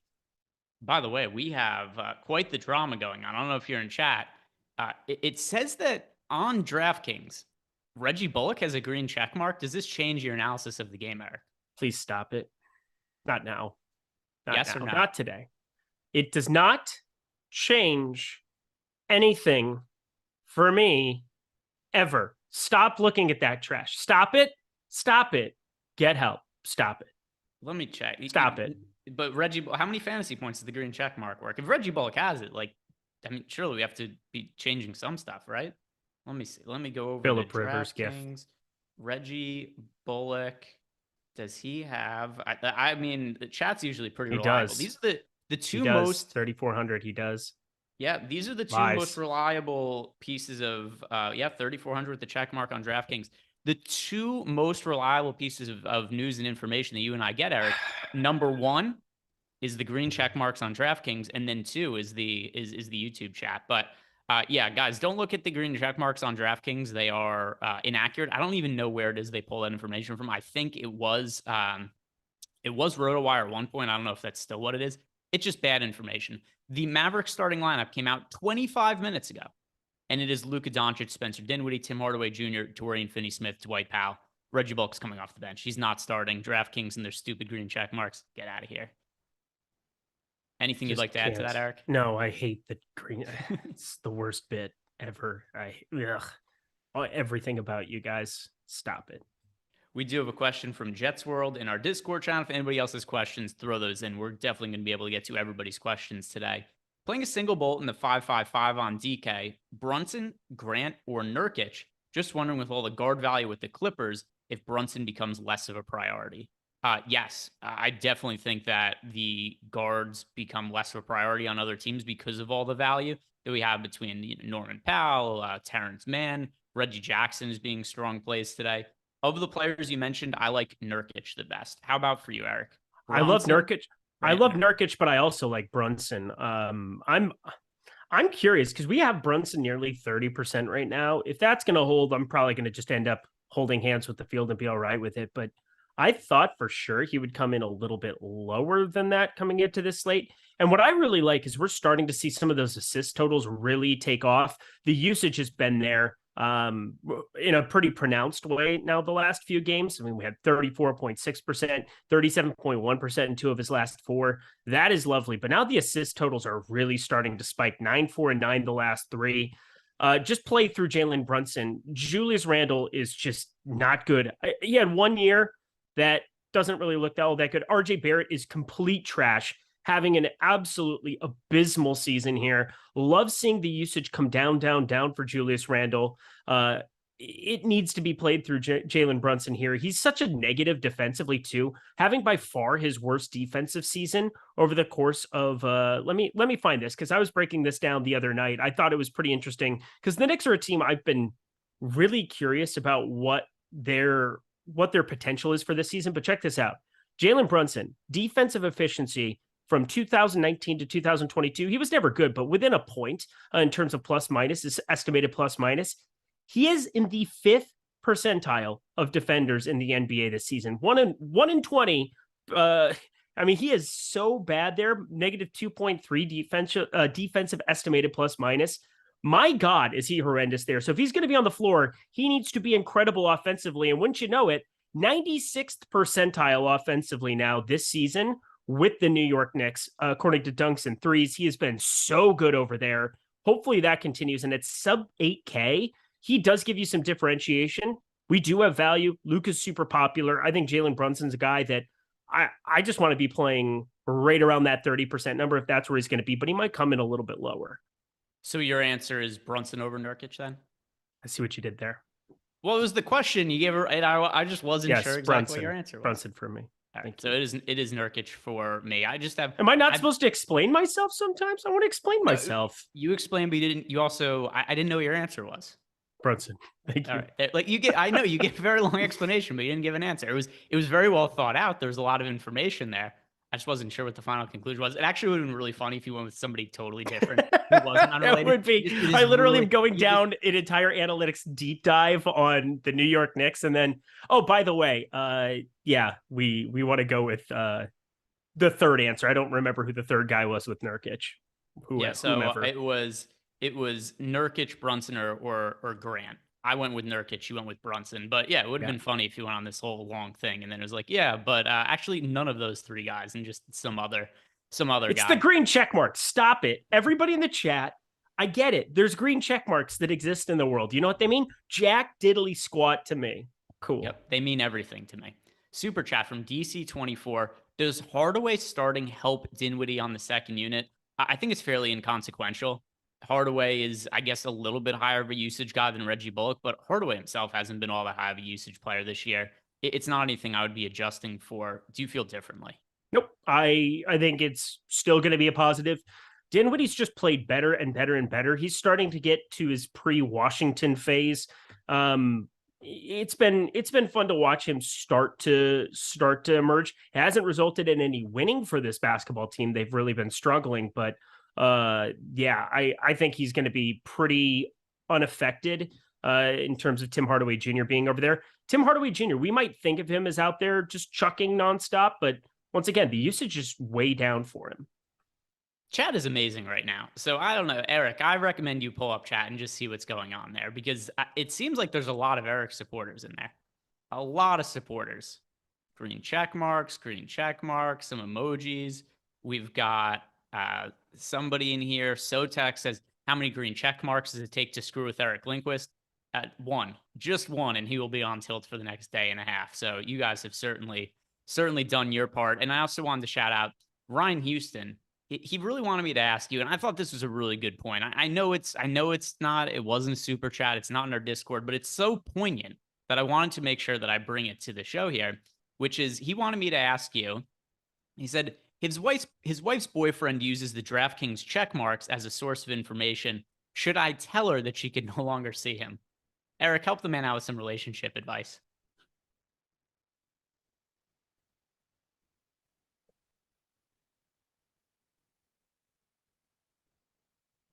I think they deserve each other. I think that they should be spending more time together. USA. Yeah, it looks like Tetris in the chat. This is just, I don't enjoy this at all. It is straight up Tetris blocks over and over. And the way the chat's moving, it's giving me Tetris vibes.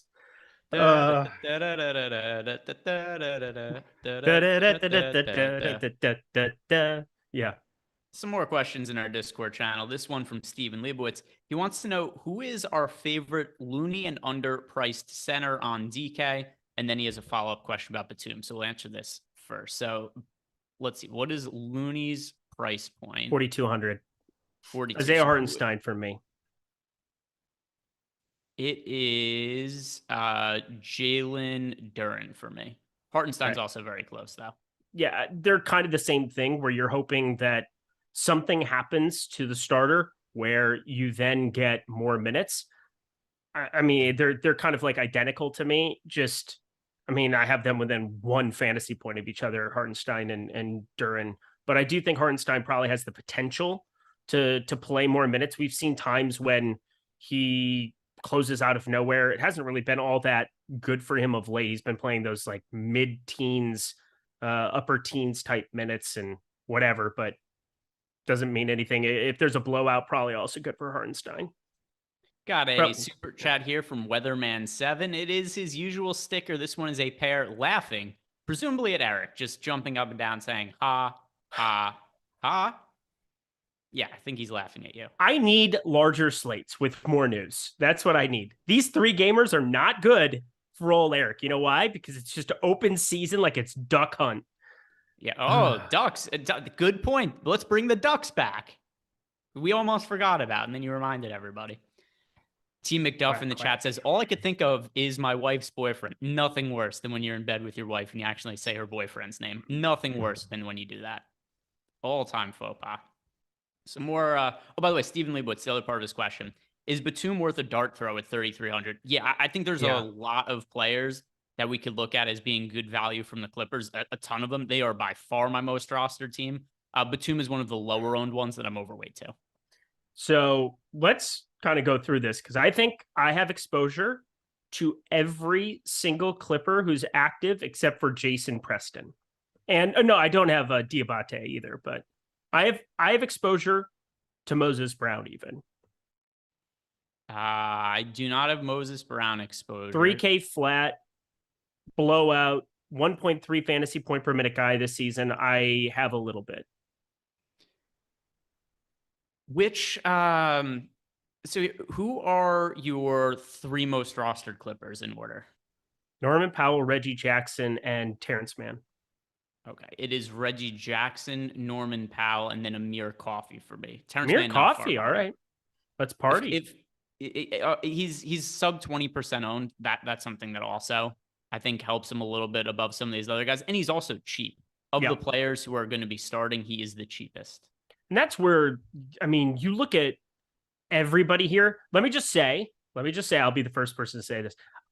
You could just get some wonky stuff from the Clippers today. So like be truly prepared for lots of minutes from somebody that you do not expect. Like it could be Robert Covington playing a bunch here. You could get, Amir Coffey we have in, I think for, 30 minutes. That makes sense because I assume he's going to be starting. I think you and I both assume that it's going to be the same starting group with maybe Terrence Mann coming off the bench to provide a little bit, Norman Powell coming off the bench to provide a little bit of a spark there. You get like Reggie Jackson, Terrence Mann, Marcus Morris, Zubats, and Coffey.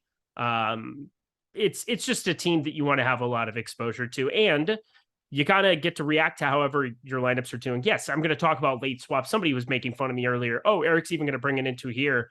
Yeah, you should always be thinking about it, especially on a 3-game slate where if you have the nuts, go ahead and play the best plays. And if you don't, you have real good paths to get very, very different because pretty much the entire board is going to be contrarian that isn't some of the starting fives from both of those sides.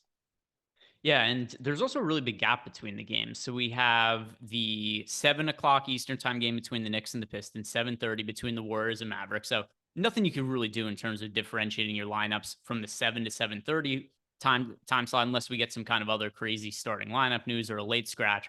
But by the time the 10:00 Eastern game rolls around, the West Coast game, you're going to know where pretty much all your lineups stand. The other two games are going to be over. So to bring up the point that Eric is getting trolled here for, here's what you guys should be doing for a slate like this.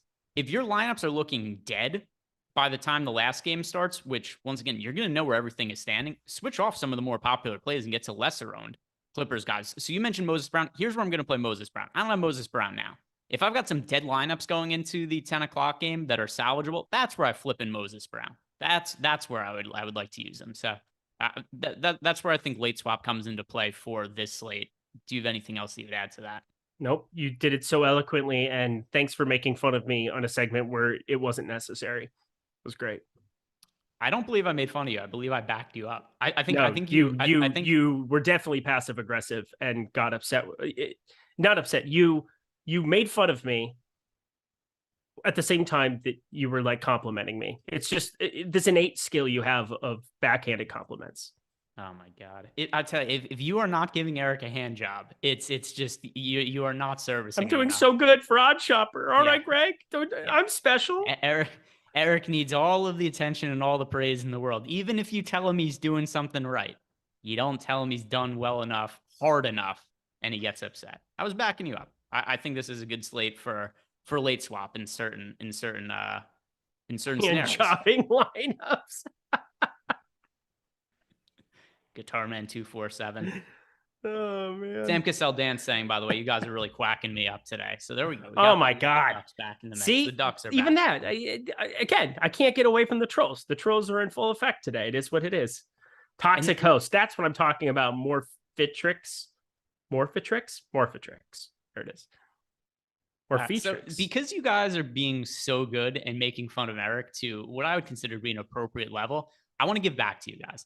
I want to tell you the easiest way to make some money right now. We are sponsored by BetMGM today, and I would only tell you about this offer if you guys were as harsh, Eric, as you are being, because I think you guys deserve $200 free, and all you have to do to take advantage of it, click on the link below, or we're about to see Jordan throw that into the YouTube chat. You click on that link, you head on over to BetMGM, and when you place a $10 money line bet on any World Cup soccer game, it could be the USA, it could be the team they're playing. It doesn't even matter who the team is, doesn't matter the result of the contest. It is going to pay out $200 because all that needs to happen for BetMGM to pay out $200 is there has to be a goal scored in the World Cup, and there's already been a goal scored. So you click on that link, place a $10 money line bet, and it is going to pay out $200. Eric, I know that you've not been very happy with the people right now, but I think they deserve the $200, and I think they're giving it to you properly. They're giving it to me properly? Yep. Can we use our words better than that? We use them perfectly. Good. Thank God. Basketball things to talk about. Jaden Ivey out. Bojan Bogdanovic available to play. How are we doing? SGA is listed as questionable for tomorrow. Also, that's news just came in. I would like to bet against OKC right now. Although I'm probably not going to be able to do it fast enough right now. Do it right now. I'll talk about Detroit. It's already going to be off the board by the time I pull it up. He's only listed questionable. He's not out. Yeah, I know, but they're not going to take it off the board. Yes. You're able to get that right now. You should be able to get it right now. Do it. You can do it. Yep. All right. So I bet the Spurs +6. Told you. You were going to have no issue. They've been much quicker this year, but we've got other pressing not news questionable. Right here. The Detroit Pistons update. Bojan Bogdanovic will play. Jaden Ivey is out. So now that we know this officially, who is benefiting the most from Detroit, and how does it change our lineups, Eric? So benefiting is a weird thing because, again, Bojan Bogdanovic, this is the leading scorer of the Detroit Pistons who's rejoining this rotation. The usage, when you don't have Jaden Ivey and Cade Cunningham on the floor, is out of control. The last couple he appeared before getting hurt at the tail end of that Phoenix game we're talking 28, 29, 32.3% usage that last time out. It's really going to zap a lot of that value. Plus, maybe the minutes are hindered a little bit, but he's been averaging well north of 30 on the season. So really difficult for me to want to land on Hamidou Diallo, Kevin Knox, taking those kind of shots.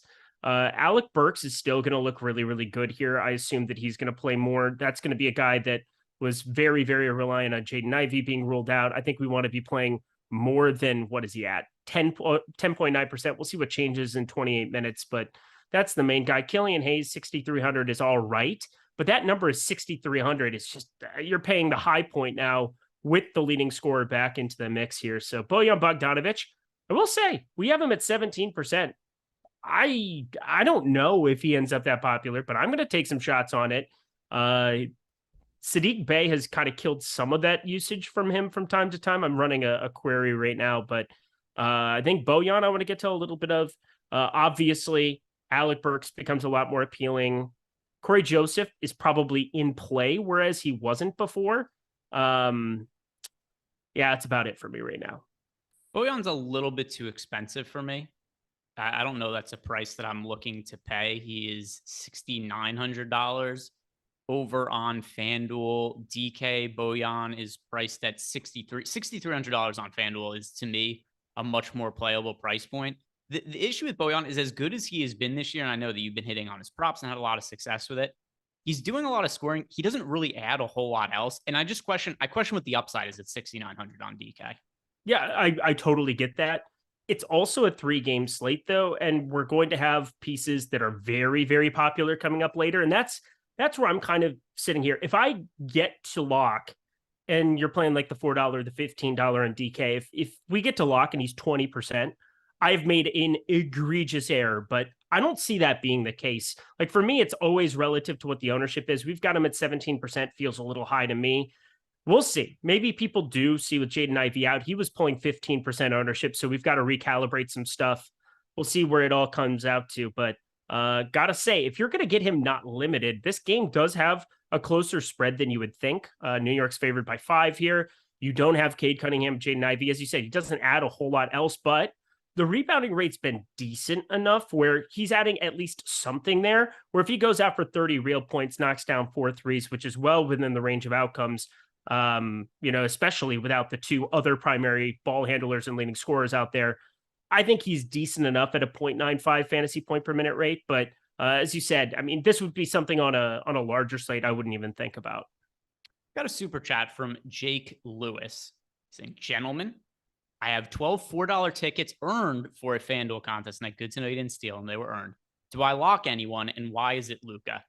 Yes, I think if you were locking any one player, it is Luka for me today. So we've got a slate. In NBA DFS could be weird. You could have a 12-game slate that doesn't have that much value, or you could have a 3-game slate like this that actually has a good amount of cost-effective options because of the Clippers situation.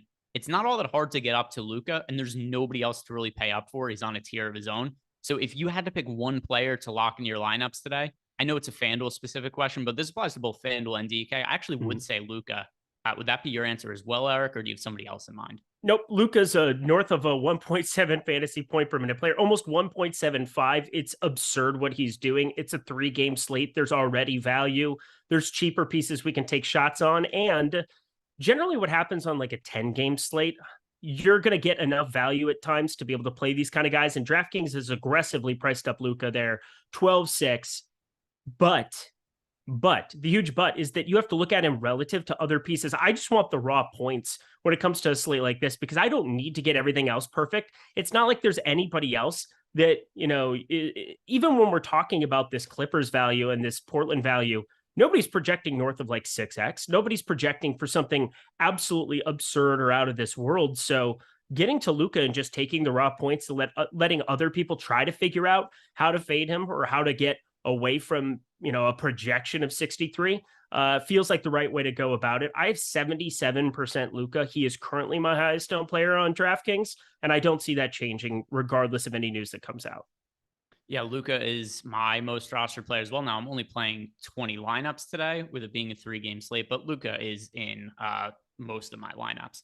Over at 14, would you fade Doncic and Curry on this slate? No, I would not. For sure, not fading both of them. Let's see. The starting lineup. Livers is starting. Jesus. So the starting lineup is, and we've seen Livers make other starts. He's been starting the last like 2 weeks, but it's just, Bagley back and all the crap. It's just so weird looking at this lineup for the first time on paper. Like, how did the Knicks just not annihilate? Oh yeah, it's the Knicks. That's why they don't annihilate them. The Pistons have also been quite a bit better since Cade Cunningham got hurt. Do whatever you want with that information. It's wild. They went into Utah and beat you. Well, no, they went into Denver and beat Denver. That was, we were texting during that. That's the worst loss of any team of the season. I think back-to-back games they had, I'm pretty sure it was a back-to-back. They had 2 road games. They beat Utah and Denver. That's right. In back-to-back games on the road, the 22nd and the 23rd. Livers, by the way, just absolute shit numbers. He's made 5 starts, 24 minutes, 12.5 fantasy points. He's putting up half a fantasy point as a starter. Even overall for the year, he's barely scoring over half a fantasy point per minute. It's very difficult to play him and make a case for upside, in my opinion. Yeah, I think Alec Burks coming off the bench is still, again, we're trying to create something here. You got to find ways to, you don't have to get like completely off the board or different. There's good chalk, there's bad chalk. Like Reggie Jackson, say what you want about him in terms of real life. He is a guy that I think is just a really, really good piece of chalk today. I'm willing to play him at that kind of a number. Luka, obviously, we already made the case for my highest owned player. Norman Powell, Terrence Mann all feel pretty comfortable as value options on this slate. But you got to find some paths to differentiation here. I think Alec Burks still is a guy that I want to be getting over. We just had him drop to like 9% here. If he gets it going, we saw 25 minutes for him last time out against Cleveland. Closed the game, 7 for 13 from the field. I still like Alec Burks. Yeah, no, I wasn't expecting him to start, and I still think that he's a pretty good-looking option. Let's see what... Go to popcorn. Now, let me double-check that, because I was watching that game. I'm maybe misremembering something. Let me see. Yeah, let me see if we have... when we get ownership updated for the Alec Burks. Alec Burks closed last game. Who did he close over? Rodney Magruder, of course. Scooter Magruder. Oh my God, I just hate this. I hate this team so much. Outside of Bojan, he's an absolute god amongst men. I mean, he's serviceable. Eric Lag puts from 3 feet when putting for birdie. No, I do not. Jordan Klein has witnessed Eric Lindquist on a golf course. Get off my lawn, kids. What was the question?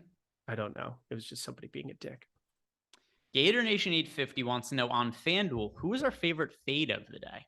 Ooh, see, these are the fun questions. Like if you want to get weird, it's we always talk about who we're playing. Sometimes it's more important to talk about who we're not and why we might be lower on a piece of chalk. Now, NBA, more projectable things, generally, it's difficult to get away from certain pronounced chalk, but this might not be one of those days. On FanDuel today, I would say Jeremy Grant's 8,200. That is a big, big number on Jeremy Grant. And the field seems to be there at 21%. Optimal number around 15.5%. That's a big number to just say, oh, Jeremy Grant's going to keep smashing every day.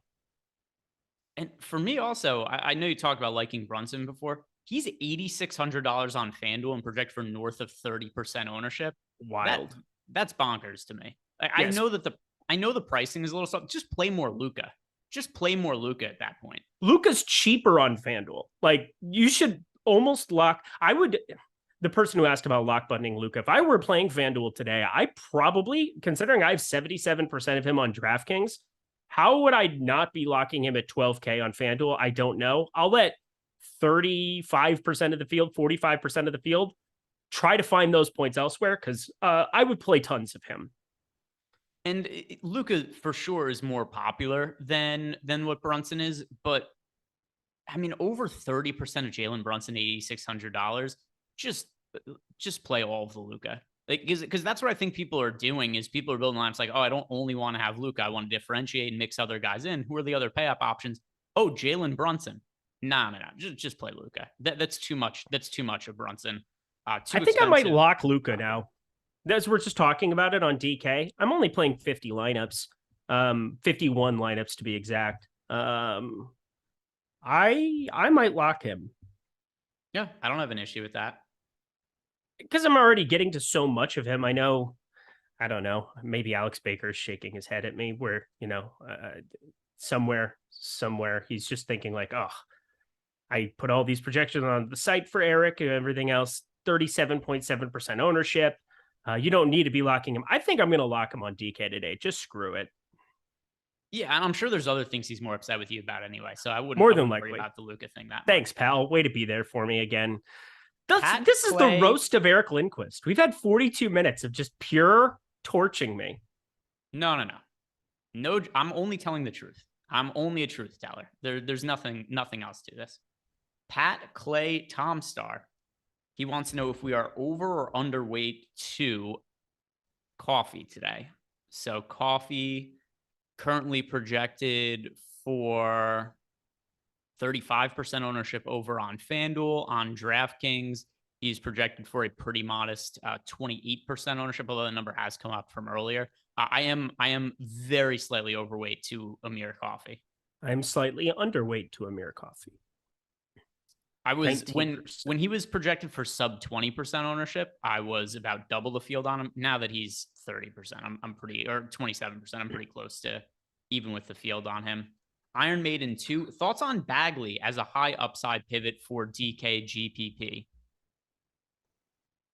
I am not. I understand the logic. I did not get to him in the 20 lineups that I'm playing though. What are you doing with Marvin Bagley? I have 0% of him. I definitely think you make a case for upside. The minutes just have not really been there for him, though. I mean, they've got other guys they're mixing, and I understand he gets into foul trouble a lot as well. But looking at some of these, he's smashed the last couple, but I can't. I mean, we have Isaiah Stewart. Just with Isaiah Stewart back, I just can't do it. So that's the biggest thing. So the biggest thing here is that he was playing extended minutes, at least in part, because Isaiah Stewart was out. And then you even look at these games and all right, so 35 fantasy points 2 games ago. It's good, but for a 6K price point, that's not like that would be must play type status. And the minutes still are concerning me. The last 3 games, even though he's had really good points from in fantasy production, he played 28, 31, and 21 minutes. Now we've got Isaiah Stewart back. It's hard for me to think that he plays enough minutes to really have a projectable upside. With you. I have 0. Let everybody else chase him at his high point with a completely different circumstance. Jets World wants to know Curry and Batum or Grant and Zubats. That is Curry and Batum for me. Oh, my boy Zubats. Come on now. Yeah, I'll go with the second one still too. I mean, again, I can't say high point for one guy and not bring up high point on Zubats. Given a little bit different considering no Paul George, no Kawhi Leonard, no Luke Kennard, no John Wall. They're just short bodies. And then 7K Zubats could just see more minutes because he's been very effective. You're going to get true centers more than likely out there for most of that game between Nurkic and Eubanks unless they go small. So I just did the long answer thing again, but I'll go with the second one with you. So we've got JEW. He wants you to talk more about your guy Zubats, Eric, because Eric has loved Zubats since the start of the year. This has been one of his guys. Eric has been on Zubats a lot. He wants to know how we haven't talked more about Zubats, and he wants to know, is he going to repeat a 30-30 game? No, most likely not. But what are you doing with Zubats in large field tournaments, Eric? I'm overweight. Yeah. Oh, you're overweight to him? Yeah, 34% right now. So here's an issue I have with Zubats. There are other Clippers players that I like more than him. And I can't have lineups where I'm just only playing Clippers, where it's like 5-6 Clippers. And for me personally, I'm prioritizing Reggie Jackson, Norman Powell, Terrence Mann, Amir Coffey all ahead of him. And then like Covington, Batum, just other guys that are also in the mix for me in a handful of lineups alongside Zubats. So for me to prioritize Zubats, I think I would have to be playing lineups that just have like 5 Clippers on DraftKings. And there's other ones I like more than him. I get that argument. It's a 3-game slate. I think that there's the opportunity to play 4, maybe 5 Clippers in a lineup, but 4 for sure. I have tons of 4 lineups with Clippers, or 4 Clippers in a lineup kind of iterations. You can also just turn Zoo into Nurkic a lot. So for me, I'm not super concerned. I'm going to be paying attention to ownership leading up to that game. Nurkic, I think you and I would both agree. I'd be a little bit wacky to say that I projected Zubats higher than I project Nurkic. That would just be wrong. But I get a 10% ownership discount right now. I do think, as you said, there's going to be a lot of other players on his team. People do use rules like 4 max or 3 max or things like that. You shouldn't be using those on these slates. Just make sure you don't get like 6 Clippers in a lineup. But Ivica Zubats, for me, we just saw what that upside is, and we've seen it multiple times. He can be agitating, but now we're going to get mid-30s minutes from him in some of these spots. I want to be invested in 3-game slates, sub 20% on a guy who has very expressed upside, even if it isn't like we saw last time out, because against the Pacers, that was just the dumbest thing ever. Yeah, so about 12 minutes left until we get to lock. I'm going to hit on some more of these questions, but if you guys haven't done yet, like the video and subscribe to the YouTube channel. And if you want access to all the tools that we've been talking about over at Stokastic.com, player projections, ownership projections, our boom bust tool, you could get access to that for free for 3 days when you sign up for the first time. Just click on the link that we have below. 3 days for free. Check out all the stuff we have. Good way to get your feet in the water and see if you like the stuff that we have behind the paywall. All right. Let's get on a couple more of these questions, and then you and I, we could rattle off our most rostered players position by position. I always think that's a good way to sum everything up. But first, from a Kigastar, any particular stands you're making on Clay, Draymond, or Wiggins? He is personally getting to more of Clay. Who's your most rostered player from the Warriors? I will pull that up. It's got to be Klay Thompson, because I was pretty bullish on Klay Thompson as I was updating my stuff over here. I ended up betting his over on points prop, over on 3-point prop. Those seemed a little bit low today. I understand Dallas, just because of the pace that they play at. Things are more difficult to project out. They're such an efficient offense from time to time. They've regressed a little bit from the beginning of the season. But if you look at Klay Thompson, there's just such expressed upside for him to go out and shoot the basketball. And part of this turnaround that we're starting to see emerge from Golden State has just been their ability to get Klay and to get Steph going a little bit. He's been far more efficient shooting the basketball, and it shows up in the box score. 10 for 13 from 3, 3 for 7, 6 for 12, 5 for 8. These are good signs if you're a Warriors fan. Rattled off 1, 2, 3, 4, 5 in a row now with Klay playing a lot better version of basketball. He's my highest own. And then Andrew Wiggins, too, is a guy that I liked the over on his points prop as well. Joe K, you're going to like the super chat, Eric. Okay. Played Brogdon yesterday, worked out really well. Eric should be Greg's boss. Oh, look at that. He's looking to promote you and kick me out the door. Interesting. It's like the Russell Westbrook. Interesting. Very interesting. Also, any of the top 5 highest owned today that you'd be lighter on than the field. All right, so let's see. We got a pretty recent ownership update. 1 minute ago, we've got for DK and FanDuel now.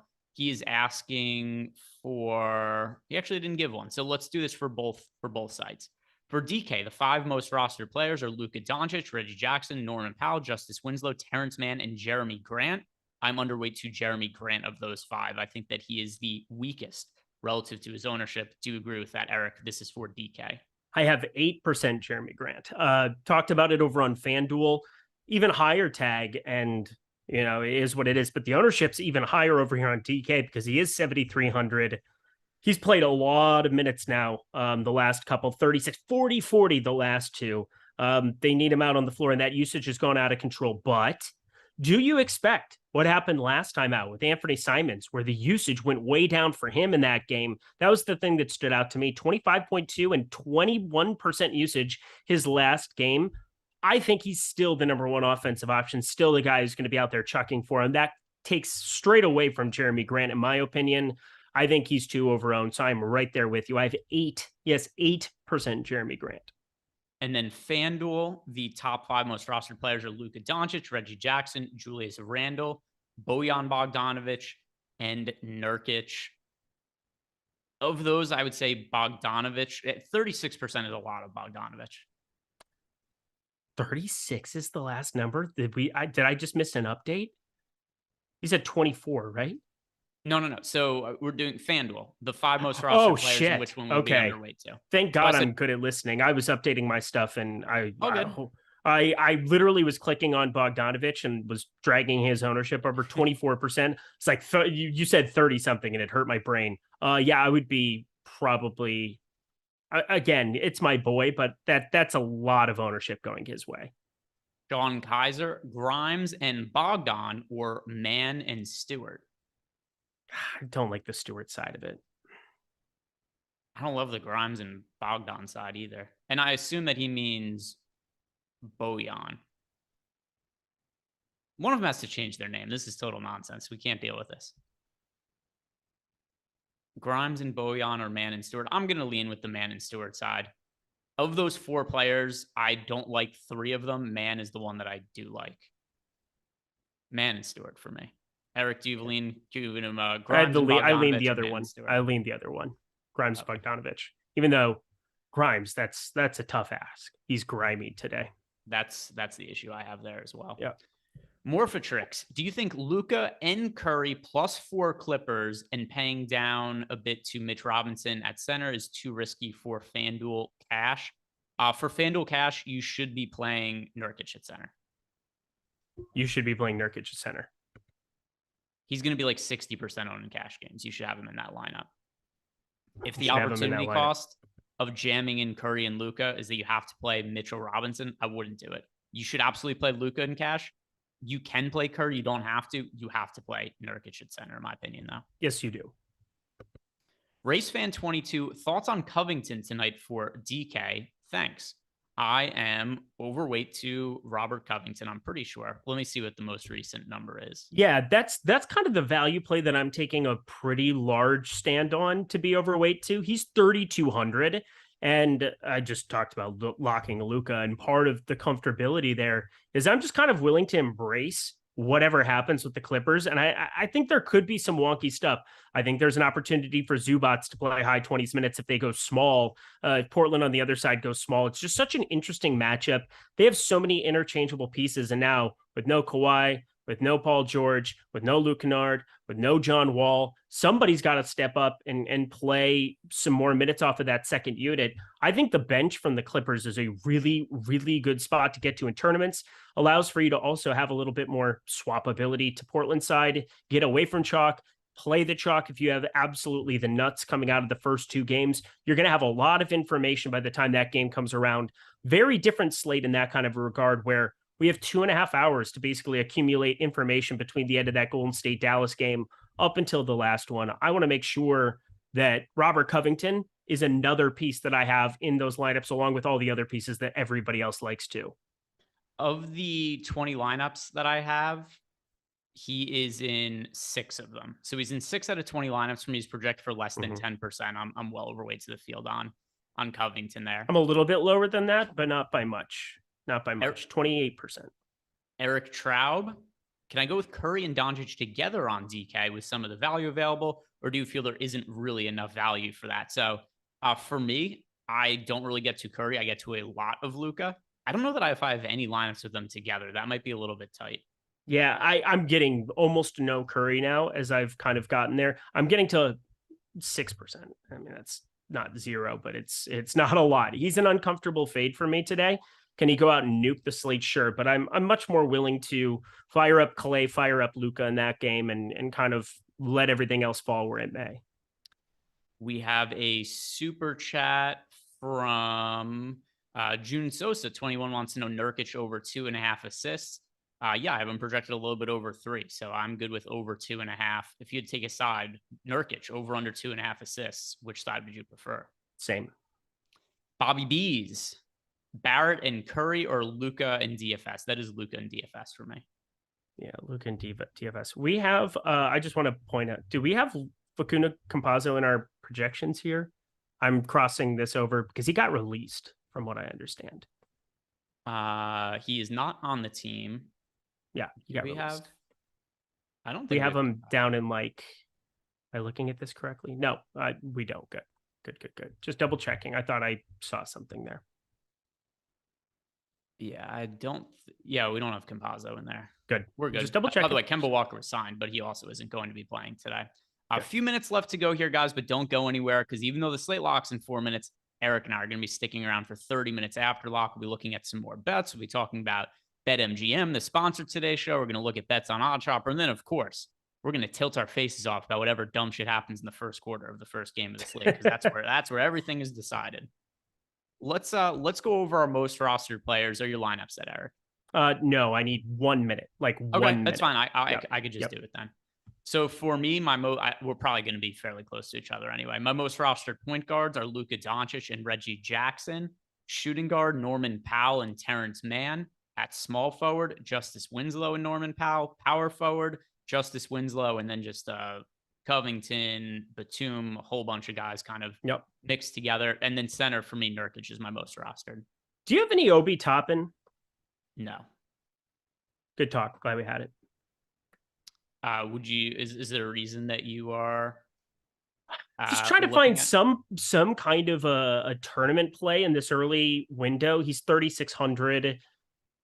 I don't know. Everything feels thin that isn't getting to that last game. Again, Luka, Winslow, 5 Clippers, Randall, 3 Clippers. That is literally my exposure today. That is just wild. I mean, I think there's ways that you could be different that isn't as crazy as Obi Toppin, especially now that Mitchell Robinson is back for the Knicks. It's just hard for me to imagine he's going to play more than 14 or 15 minutes. But for me, I mean, we talked about him before. Robert Covington, he's sub 10% owned. Yep, that's my dude today. That's a reasonable way to differentiate. Yeah, it's 3 games late. It's hard to find guys that are going to be like 1% owned that we actually like. Well, yeah, and it's a different kind of slate than normal because, obviously the value isn't the value you're accustomed to having on a larger slate. And so it feels uncomfortable, but it's all relative. We have, let's try to bang out a couple of questions in the Discord channel. I got my lineups in, so I'm ready. Cool. Big Dream on FanDuel. I kind of faded Luka, only 4% of them, and have a lot more of like 10 guys because of it. Luka or the field? Luka. Thoughts on Quickly for a FanDuel GPP? Quickly on FanDuel. So I'm only playing on DraftKings, but I did create lineups for both sites. Just helps me talk about the slate. I do think that Quickly is a pretty good looking tournament play over on FanDuel, mostly because he has upside and it's not consistent. But if you look at some of the recent games for Quickly, for instance, 17 fantasy points, 11, 31, 32, 13. Right? You get one of those you get one of his good games, he far exceeds his salary point. You get one of the shitty ones, he falls short of it by a pretty good amount. Sometimes maybe good, sometimes maybe shit. Yes, and that has been Emmanuel Quickly this year. So Quickly in tournaments on FanDuel, I do think that makes sense. And that covers all the perfect timing because that covers the questions that we just got in Discord at the exact same time that the slate is locking. Let me just make sure that no super chats came in last second, which they didn't. So we are good. Eric, who is most likely, as we're waiting for ownership to come in, and then we'll look at some bets that we like for the later games. Which player is most likely to just end you and kick your ass today?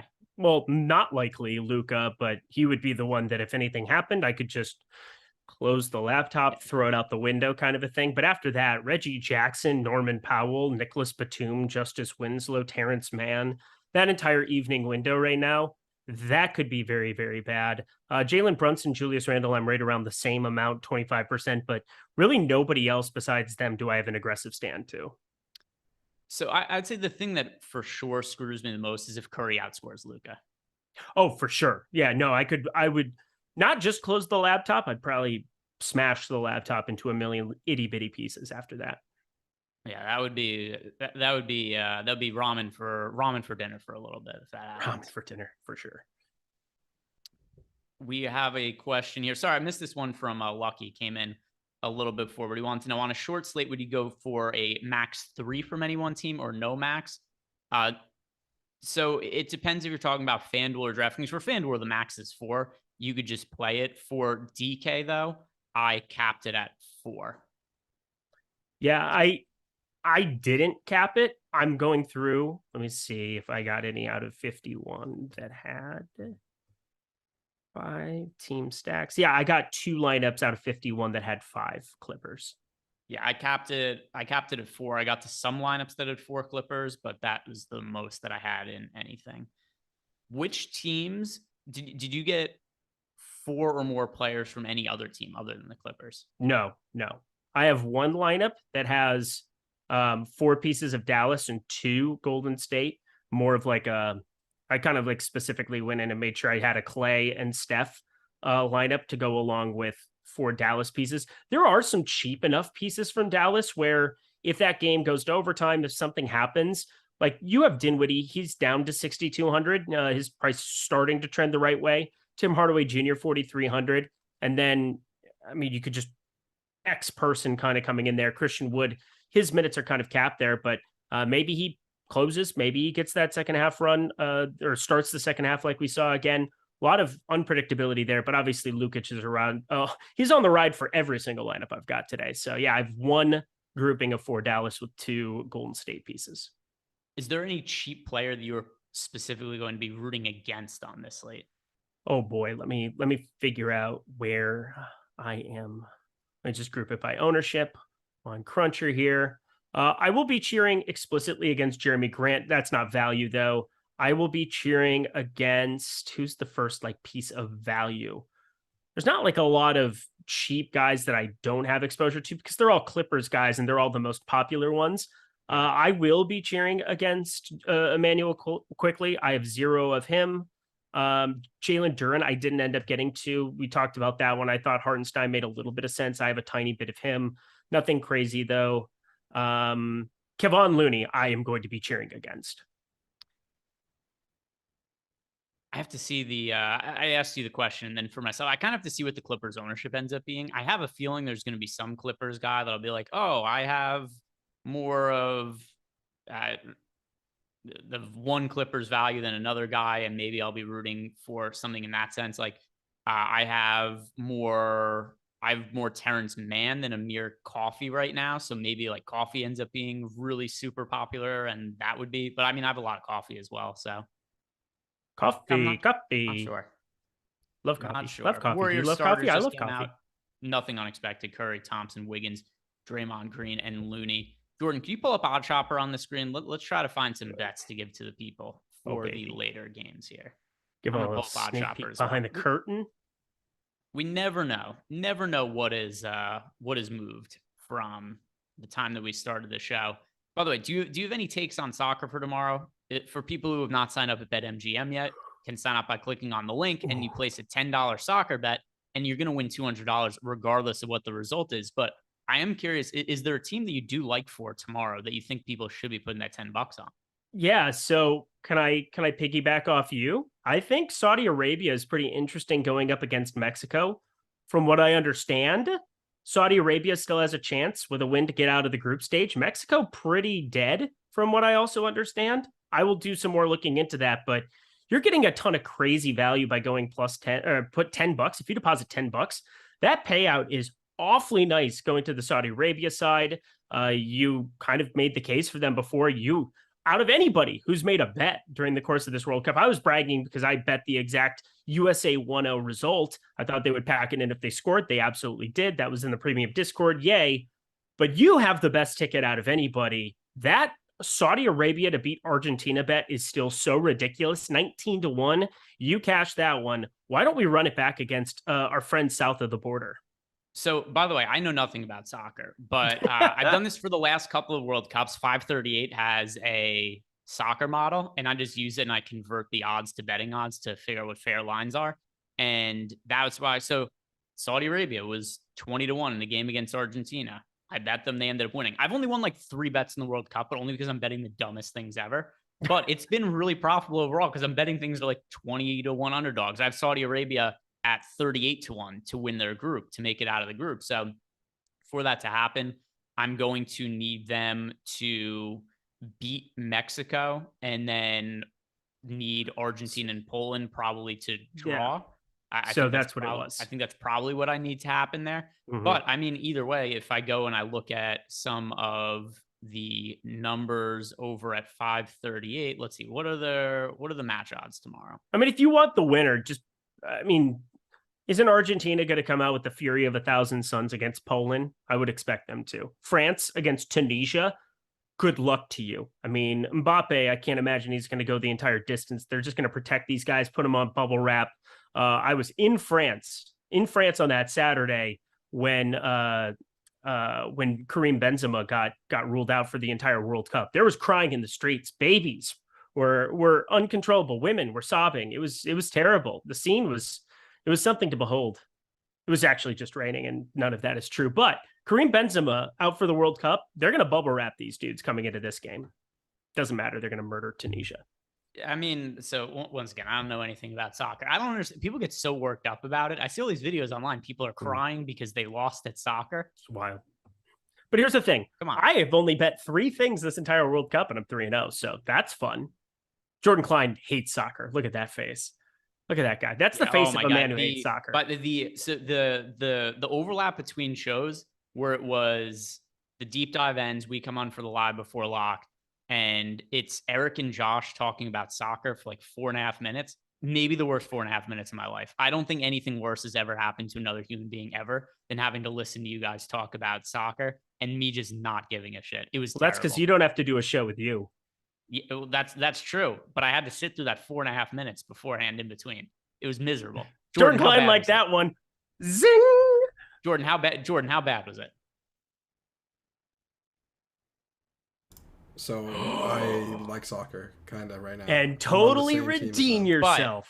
But did you enjoy the conversation between Josh and Eric between shows? No.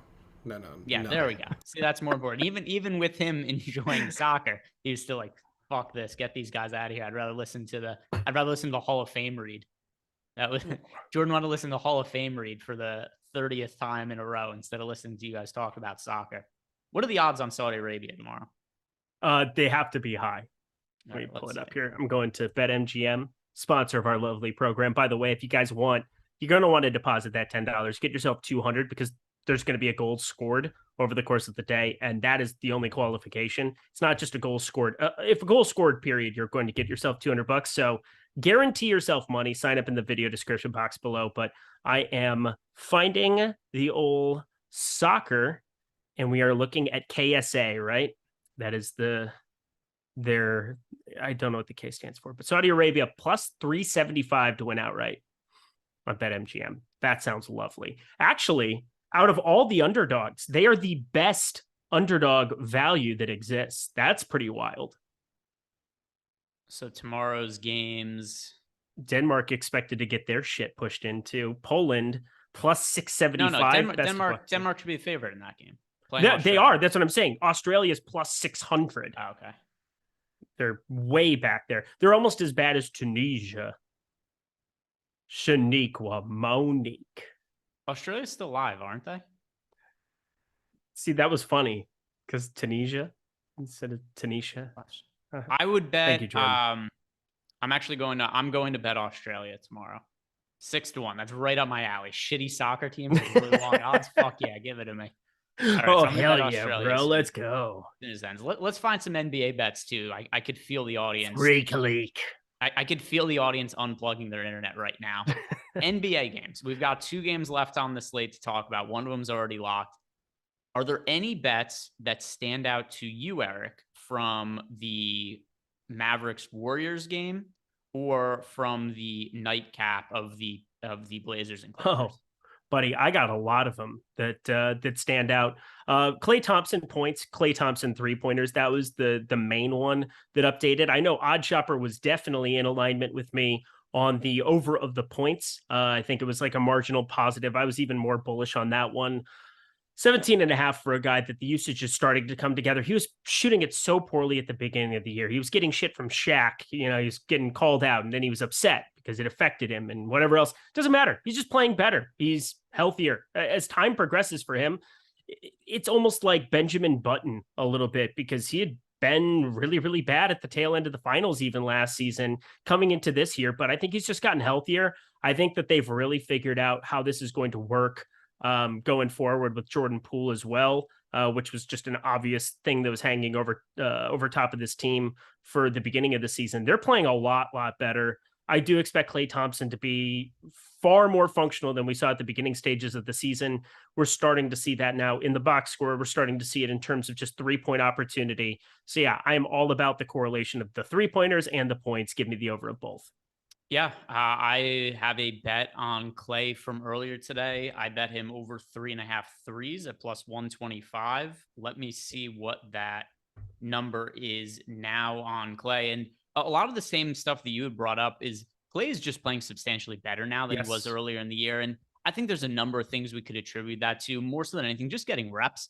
If you think about last year, he only played half the season. He came back in so much of Klay's season. And I'm, by the way, just trying to get in his head and think what he was thinking about. I'm assuming he was probably much more focused on trying to be healthy last year than how to be as good as he could be on the basketball court. I think now he probably has a good sense for like, okay, I'm healthy. I could just go play basketball. He's shooting 45% from 3 in November. And Klay has been one of the best shooters in NBA history over the course of his career. That's the one thing that we know he's going to be able to do on the basketball court is knock down open threes. Now he's got more reps. He's playing more minutes. I'm with you. I have him for over 3.5 threes at plus 125. I think that's really good value. I haven't projected over that number. I think it wins more than 50% of the time, and it's plus 125. So we are on the same page with that. Anything else that stands out to you? I'm looking through Odd Chopper right now and trying to get a feel for these updated odds. So Anthony Simons, 23.5 points. 23.5 points is what it was. Again, Odd Chopper doesn't look as good there, but when I take a little bit of a slight downturn off of Jeremy Grant and I go more towards Anthony Simons in terms of that usage, do we really expect Jeremy Grant to be a 30% usage guy for this current iteration of the team? I don't. I think that that's a little bit of an outlier the last two. I know Damian Lillard isn't out there. Maybe they're making some adjustments where they're trying to play through somebody else here than just Anthony Simons. But going up against this Clippers team without John Wall, without any other defensive piece, Kawhi Leonard, Paul George, their best two defenders out here, makes all the sense in all the land for me to play the over on 23.5 points for Anthony Simons. This is a very low total sluggish type game. 211. You don't see that very often, especially when Dallas, the slowest paced team in the NBA, has a 227.5 total at home today. Pretty wild when you compare the two, but I expect Anthony Simons to definitely lead this team in usage in its current iteration. That makes 23.5 look good to me. Quick start for Julius Randle. 6 real life points, 2 minutes into the game against the Pistons. Bogdanovich for 2. Bogdanovich for 3. Bogdanovich at 3. Your I guy? just bet is 19.5 it felt good. Let's go. Teddy Wayman super chat. Zubats over under 10.5 rebounds. Let me see. Where do I have Zubats? I know Odd Chopper like the under. I did not like anything with that. I really don't know what to make. I'm the biggest stan on earth for Zubats, and I still don't know how I can bet this number. If I did anything, I would take the under, but I am playing him so bullishly in DFS. I don't want to play somebody. I don't want to be on the opposite side of it here.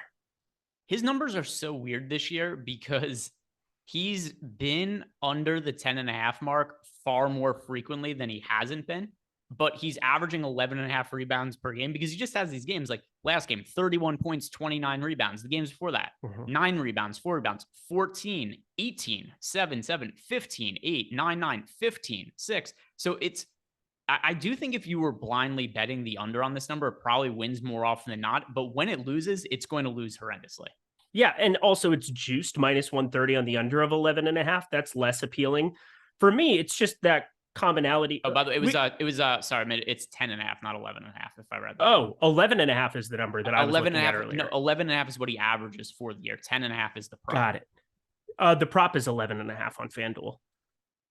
All right, but he wants to know 10.5. Oh, well, I'll let him know 10.5 because then he's betting at PointsBet or Unibet. Those are the two that are listed. Odd Chopper, the best resource you can possibly have to find these things very, very quickly. 11.5 on Zubats. That would be the spot. 10.5 on Prize Picks. It is. Oh, there you go. 10.5. That's such an efficient line. I think you're just staying away. 11.5. I would think about taking an under. That was what I was contemplating today. Coming off of massive games like that. But it goes back to grade school. It's the difference between mean and median. People just look at the average and they say, oh, he's averaging this. Why is the number this? And then they bet it. Median matters so much. Josh Jacobs, your NFL example. Just saying. the outlier that you just saw there, big difference between mean and median projecting him going forward. Julius Randle has 4 threes in 4 minutes. Is that good? It depends on your perspective. It is good if you played a lot of him today. I only had 23% or 26%. Let me find it. 26%. Randle. I didn't know which CSV I uploaded. Let's see. How many do I have of him? Mitchell Robinson has 8. That's pretty quick. He is in 2 of my big lineups. Oh, fudge. Let's see. Yeah, no, I've got him. I've got enough of him. I'll be okay. 26%. He hasn't done anything else. It's a funny way to start. 4 for 5 from 3 and no other stats. He's even taken a 2. He's done nothing but shoot threes. Apparently making a good amount of them as well. But that's where he is at right now. As for other players in the game that are off to good starts, Randle is the high scorer in the game. Marvin Bagley, who you and I kind of poo-pooed on, but he's got 2 points, 3 points, 4 rebounds, and an assist off the bat. Bogdanovich, 7 points. The funny thing is everybody Mitchell Robinson relative to his price is going pretty well now. Basically, everybody sucks halfway through the first quarter other than Randle and Bagley being serviceable. Yep. Joy. Only thing going on there. Let's see. Were there any other super chats? Oh, by the way, Teddy, for the 10.5 on Prize Picks, I would stay away from that. Yes, same. Were there any other questions in Discord? No, looks like we're caught up. Are there any other bets that you liked for tonight? Boggy's starting slow. What are you talking about? He's got 7 and 1. What are you talking about? He's starting off great. And now Jalen Brunson from 3. Yeah, I talked about Anthony Simons. That was the other one. I do like betting the Portland spread as well. I know that spread betting, it just depends on what your model says and your efficiency level on it. They always tend to be very efficient. And I know that you're not somebody that's going to ever bet those unless it really stands out in terms of a piece of injury news that exists. For me, I just look at this and it's a number that projects out too low for me. I think it should be north of 5. I think that's good enough for a unit and have something of that nature. Other than that, that's kind of my card for today. It's just 3 games. It was surprising how much stuff I actually liked on today's card because I've had 10, 12 game slates where I only found 5 or 6 bets. But yeah, the Bojan play, this is nice because that was a late add to my card. He's been a part of my card pretty much every single day that he's played basketball this season. That over, when it came out as 19.5, I just had to slam it immediately. What is the Knicks offense? Because I don't have the game on right now, but we are now 5.5 minutes into the first quarter, and Julius Randle is 4 of 7 from 3. He's shooting a 3 like every 45 seconds right now. Well, I mean, Isaiah Stewart, I just can't with this guy. Do you like Isaiah Stewart? I do not like Isaiah Stewart at all. So here's why I like it. Here's my kinship with Isaiah Stewart. Do you remember the 3-point thing last year? No. You don't remember that? So towards the tail end of last year. Oh, that's right. That was a print fest. I forgot. He started shooting tail end of last year. The Pistons, I'm pretty sure Dwayne Casey, he had a press conference, said, we have to change something. And his idea to change is like, we need Isaiah Stewart to shoot more threes. And Isaiah Stewart had made like no threes at this point in the year. Mm-hmm. But then we went on like a week run where he was like, our modus operandi for whatever reason was like, we're having Isaiah Stewart shoot more threes. And then Isaiah Stewart was like 40-1 to hit multiple threes. He was like 9-1 to hit 1 3 in games. And yeah, so I like Isaiah Stewart just because of that, because for whatever reason, the Pistons, after he didn't shoot threes all year, they decided with a month left in the year, time for Isaiah Stewart to shoot threes. They made it public knowledge that he was going to start shooting threes. Yep. And books did nothing about it because why would they? He had made 0 threes the entire year up to that point. And then he just started shooting threes and making them. And that's why I like Isaiah Stewart. So I have a quick story about that because that was 100% you. I did a show from Arizona with you actually. And so I was able to bet on it. And I put, just like unit, whatever it was on the first one. He's like plus 400. And I go out in the living room. My mom's like, all right, what are you cheering for today? I was like, this guy named Isaiah Stewart to knock down a 3. He had a 3 in like the first 2 minutes. And she's like, are you done? I'm like, yeah, I just won the bet. Sweet. It was like the first 2 minutes of the game. He went out and chucked a 3. And I thought it was going to be a huge sweat. It was like over a 0.5 a night after he made like 3. He was like 3 for 8 or something. But the next night he was like plus 300 or 400 on the over a 0.5. And you called that from the stratosphere. That was sharp. Let me see if I could find the game last year. It was so much fun. There was a game where I'll find it. Yeah, my friend Matt and I, who we bet a lot of the same stuff. Had to be at the beginning of April at some point because I didn't get out to visit them until then. So look at April. I mean, I could just tell based on there's going to be like 30 games in a row where he took 0 threes and then all of a sudden him taking threes. Because there was a game I remember we had him. It was like 40-1 for him to hit 2 threes, and he did it in the first quarter, I think. My cruncher is not updating, but I know it was the beginning of April. Here it is. It was March 27th. That is not the beginning of April. Yeah, it was March 27th. Was it really? Because I know because he went March up until March 27th. He had made 3 threes the entire season. Wow. And so he made 3 threes the entire season. They say he has to shoot more threes. And then he made 2 threes, 2 threes, 0 threes. Had a game where he got hurt. Then 1 3, 3 3, 1 3, 2 3 to close out the year. Maybe it was end of March. For whatever reason, I thought it was like the very beginning of April. Was it Easter? Because I think we went out there for Easter. That's the reason that I'm remembering it. My last name's Ehrenberg. I don't know anything about Easter. Oh my God. Easter in 2022. With the bunnies. What date was it? That was way later, April 17th. So, like, legitimately, was I out there for 2 weeks? April 17th was a week after the season ended. Yeah, so I'm just misremembering this entire thing. But I know it was Arizona that I was at because I was able to. Oh, yeah, that's right. So we were there 2 weeks earlier. So it was the beginning of April. Did he make a 3 in the beginning of April? Yes, but he made a 3 in all but 1 game in April. By the way, here's also how lucky this was also. That's my cruncher. What would you guess? What would you guess Isaiah Stewart shot from 3 in April last year? No idea. 50%. 70%. So there was definitely a little bit of good. There was a little bit of good luck involved. That is wild. A little bit of good luck involved. Yeah. That is really, really wild. Some stats updates here. Marvin Bagley breaking the slate. Marvin Bagley going absolutely bonkers. 11 points and 4 rebounds. Just talking about weird 3-point shooting. Julius Randle has made 4 threes in the first quarter. Marvin Bagley's knocked down 3 threes in the first quarter. Yep. He missed a shot there. Thank God. This is so dumb. Do I have any Bagley? I have 0 Marvin Bagley. So that is going to be a problem probably for me. Yeah, there's only 2 guys really worth having in DFS lineups in this game right now. And they are, Jalen Brunson's all right. And then Bogdanovich is all right. Relative to his price, though, I wouldn't want to have 10.5 fantasy points for a super expensive Jalen Brunson, like 40% ownership. Yeah, he ended up being more popular. I will say that. He ended up very, very popular. Quinn Grimes must have just scored a bunch of fantasy points. I think Grimes just had a steal and hit a 3. Yep, 6 and 2. Great start for us. Great start.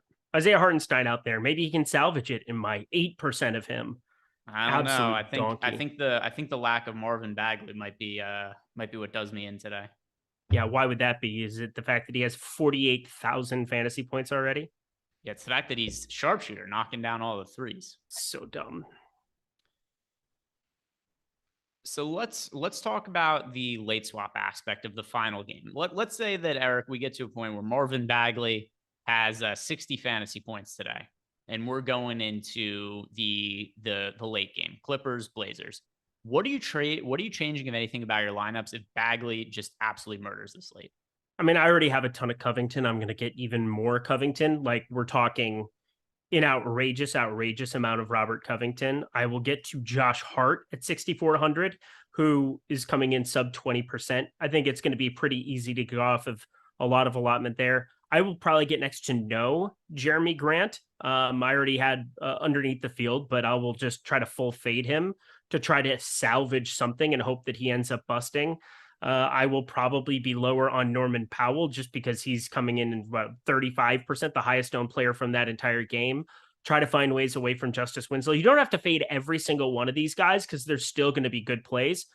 But Norman Powell would have to just be a sacrifice at the altar of getting different. And then Jeremy Grant at 7,300. I think he's the best bust candidate out of the popular plays. So I'll just get away from a ton of it and hope it works out. Julius Randle has made 5 threes in the first quarter, and Marvin Bagley has made 3. What's going on? I can't. I don't have. They got bigger rims there or something today. Like these are really these are just very bizarre stat lines for Julius Randle. But somebody in chat is calling Steph Randle. This is a Klay Thompson stat line. This is Klay Thompson all day. The points, the threes, and nothing else. This is a Klay day. When you let's hope that he does this. You know why? Because you and I'd be half a point away from cashing Klay Thompson right now.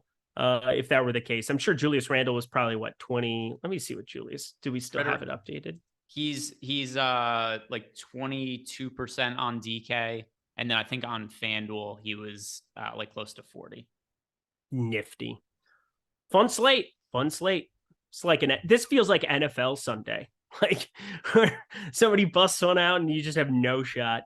You got no shot. Yeah, I mean, Bagley could certainly slow down. The Randall ones, whatever. If y'all was fronting on Bagley, yeah, because he was very, very expensive, and he wasn't like it was just a completely different circumstance with Isaiah Stewart there. But suppose somebody had to shoot, and they're just going to let Marvin Bagley be that guy. How many threes has Marvin Bagley made this entire season? At least 3. Marvin. Just can't. Bagley. All right, so this is what we're gonna close with. How many threes would you guess he's made prior to today? 8. Did you look up the number? I did not at all. Okay, I'm gonna say 1. The answer is 3. 3. So he is in the first quarter of today's game. He has doubled his season total for 3-pointers made. Marvin Bagley came into today having made 3 3-pointers, at least, and as he of doubled right now. it in a quarter, 10 minutes, less than a quarter. Oh, that's why back. Honestly, I'm surprised he didn't go with 8, but I'm telling you, he knows his voluminous 3-point shooters. Yeah, voluminous, good word. Eric, thoughts? Let me see if he had it, because if he does, I'm gonna have to retweet him because I know he's shadow banned. Let me find it. Yeah, Teddy Stacks, Teddy Stacks, baby. Make sure you're following our boy Teddy Stacks. I see. Please tell me that he did bet 2.5. If he bet 2.5, knowing that it was 3 on the over, I mean, he has got to be just making $1 bazillion today. That would be fantastic. Let me see daily picks list. Has he hit any more threes? Bagley hasn't come out yet. Is there any foul trouble? RJ Barrett, Andrew Wiggins, Klay Thompson. He did not bet. He did not bet what I'm looking at. No foul trouble, by the way. Jordan Klein's such a troll. That's what we just learned. Jordan Klein's a troll. No foul trouble. All right, guys, that is going to do it for us. Goodbye. Thank you very much for watching. If you didn't do it yet, like the video, subscribe to the YouTube channel, check out BetMGM, collect that free $200 if you haven't done it yet, bet on some World Cup soccer tomorrow. See you guys tomorrow.